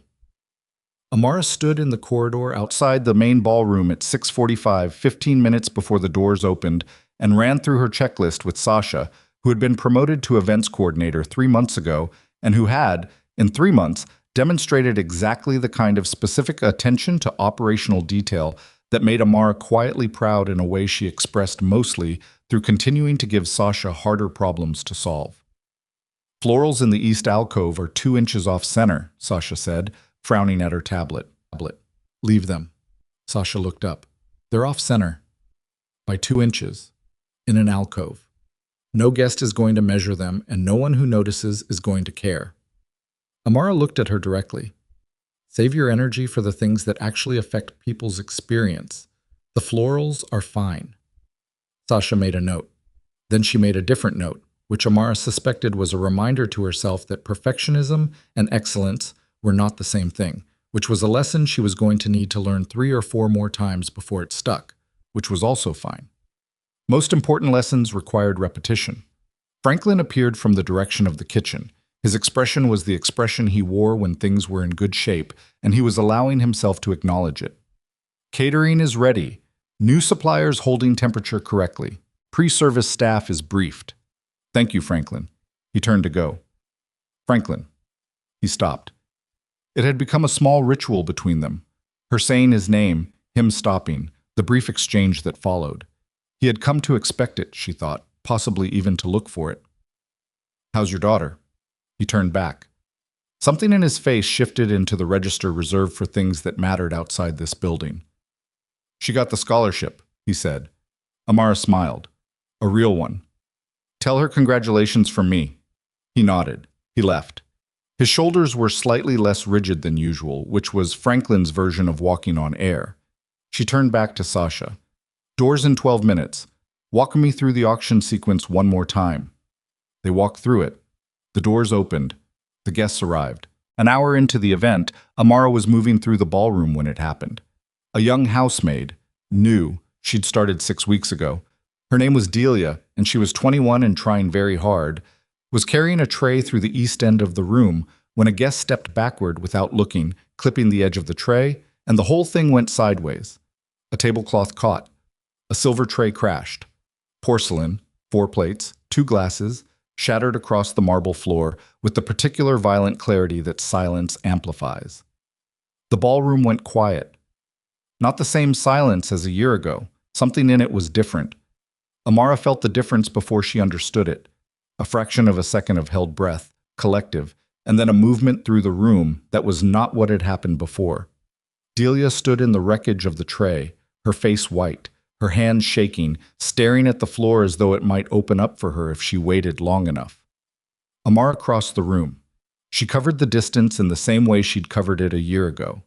Without performance, without drama, with the specific efficiency of someone who knows what needs to happen and is doing it. She stopped at Delia's side and looked at her first, before the broken porcelain, before anything else. "Are you hurt?" she said. Delia looked up. Her eyes were glassy with the specific terror of someone who believes they are about to face a consequence they cannot afford. No, I'm so sorry, I didn't. The guest. I know, Amara said. I saw. She put her hand briefly on Delia's arm. You're not in trouble. Take a breath. Around them, something unusual was happening. An executive from this board's philanthropic committee, a man in his 60s named Arthur, who had attended 8 of these events and who had, at the previous 7, stood in that particular posture of wealthy men who have decided that whatever is happening near them is someone else's problem, crouched down and picked up 2 pieces of broken plate. A woman in a gown that had cost as much as a car payment reached past him and gathered the larger shards. A server from the catering team appeared with a towel. Then another. Then a third. Nobody said anything remarkable. Nobody made a speech about it. They just did it. This small collection of people in expensive clothes and people in uniform, kneeling together on a marble floor, cleaning up a broken tray, in a ballroom that a year ago had watched a woman be struck in silence. Delia was still shaking slightly.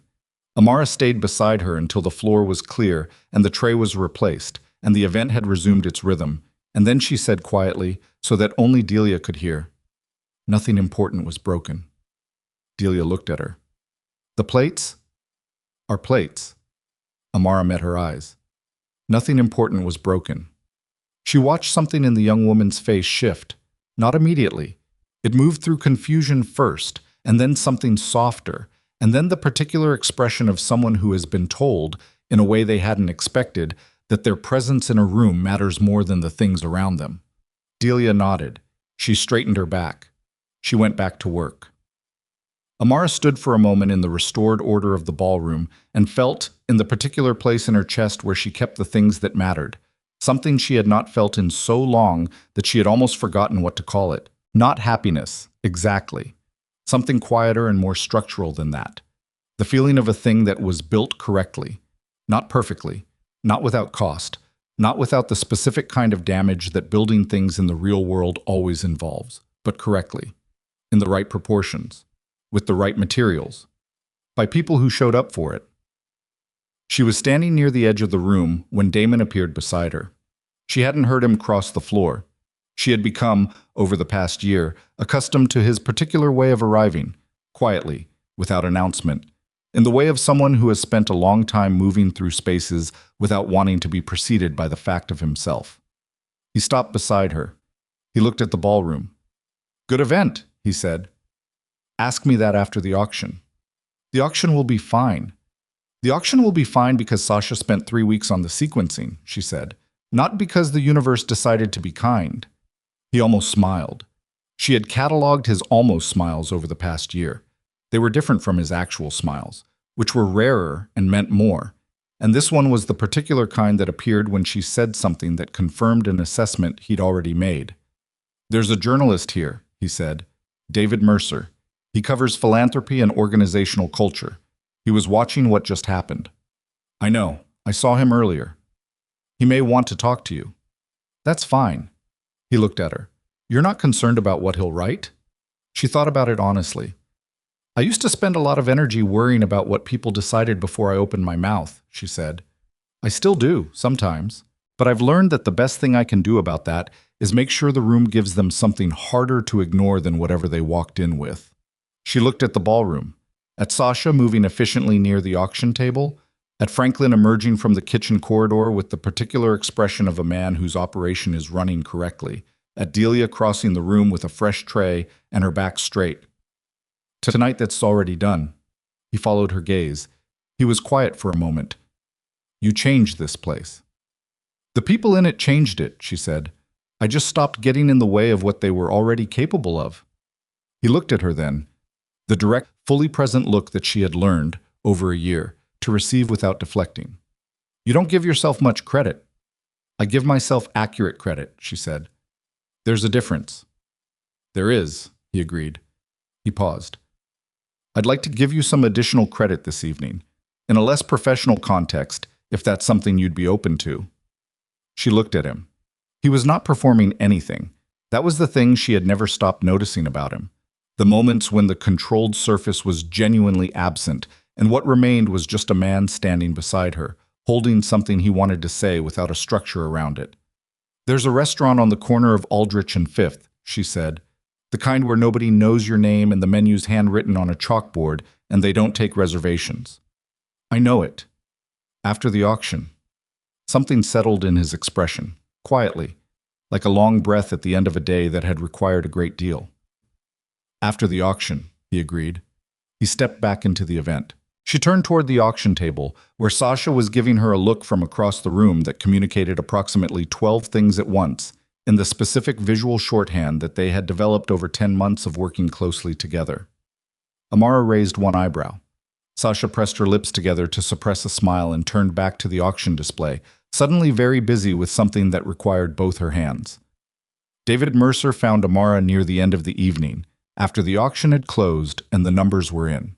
He was a compact man in his 50s, the kind of journalist who had been doing this long enough that he didn't announce himself through his questions.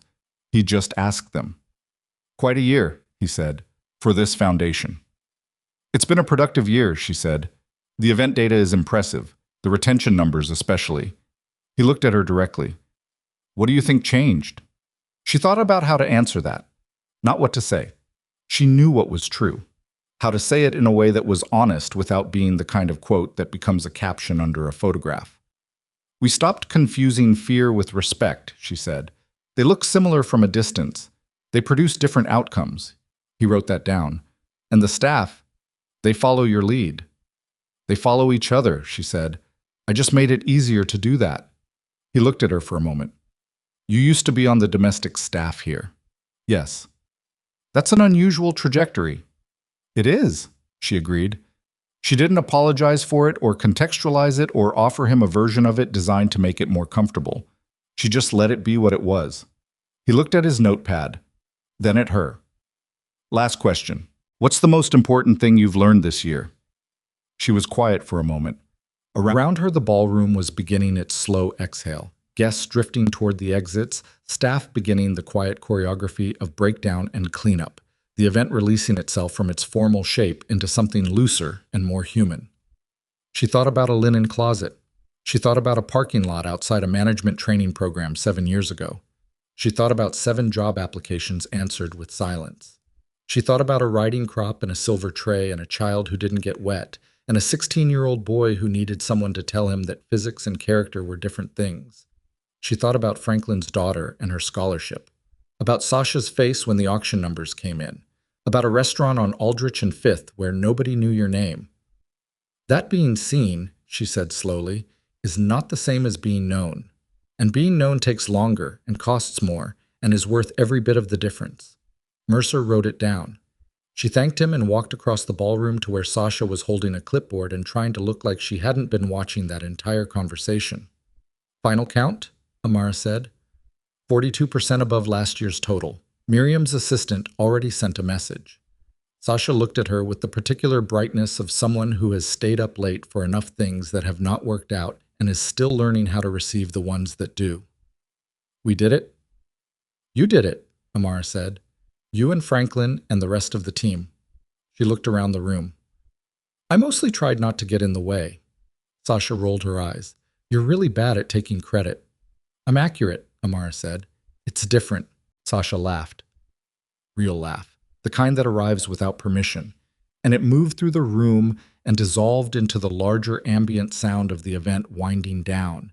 And Amara stood in the middle of the ballroom that she had once cleaned after events like this one and felt the full weight of the year settle around her. Not heavily. The way good things settle, with presence, without demand, simply real. She had not become someone else to be here. She had not made herself smaller, or quieter, or differently beautiful, or more palatable in any of the ways the world had suggested she might need to be. She had shown up, consistently, as herself. She had done the work. She had protected the people around her when she could, and asked for help when she needed it, and refused to apologize for taking up space in rooms that had tried, more than once, to make her invisible. The woman she was had always been enough. The world had needed to become wise enough to stop arguing with that. It was not fully wise yet. It probably never would be. There would be more Celestes, more Priscillas, more silences that should have been voices, more rooms that decided before she opened her mouth. She knew that. She was not naive about it. But she also knew that she was standing in this particular room, at the end of this particular year, having built something real with people who showed up for it, and that no one had handed that to her, and that no one could take it back. Damon was at the far end of the ballroom, finishing a conversation with one of the board members, and across the distance he looked up and found her eyes the way people find each other in crowded rooms, when they've spent enough time paying attention to each other that it becomes involuntary. He didn't gesture or signal, he just looked. She looked back. The board member finished what he was saying. Damon said something brief in response, shook the man's hand, and began moving through the thinning crowd in her direction. Sasha had already found something very interesting to do at the auction table. Amara watched him cross the room. She was aware of her own breathing, even deliberate, the way it had been in good and difficult moments alike. The way it had been a year ago in a ballroom when a riding crop came down and she had stood and kept standing. He reached her. Auction closed strong, he said. I heard. Sasha did good work. She did. He looked at her. Around them, the ballroom moved in its slow dissolution. Staff and guests, and the particular beautiful disorder of an event becoming memory. And Damon Vanderholt, who had built an empire on not being readable, looked at Amara Whitfield with an expression that was entirely readable and did not appear to mind. Ready? He said. She picked up her coat from the chair beside her. The chalkboard menu better be worth it, she said. It is. You've been there? Twice. Once for work, once to check whether I'd want to take someone there. She looked at him. And? And here we are. She put on her coat. She looked at the ballroom one more time, the chandeliers, the marble, the staff moving through the aftermath with the quiet competence she had spent a year building into them, the institution that was not the same as the one she had walked into carrying a silver tray. And then she looked away from it. Because some things you look at and let be what they are, and then you move forward, and the moving forward is the point. She walked toward the door. He walked beside her. And the estate, which had stood for 3 generations and would stand for more, settled into the particular quiet of a house at rest between one chapter and the next, holding, in its walls and its marble and its long institutional memory, the record of an evening when the people inside it had chosen, for once, not silence and not cruelty and not the comfort of looking away, but something harder and more durable than any of those. The doors closed behind them. The city received them, and that was enough.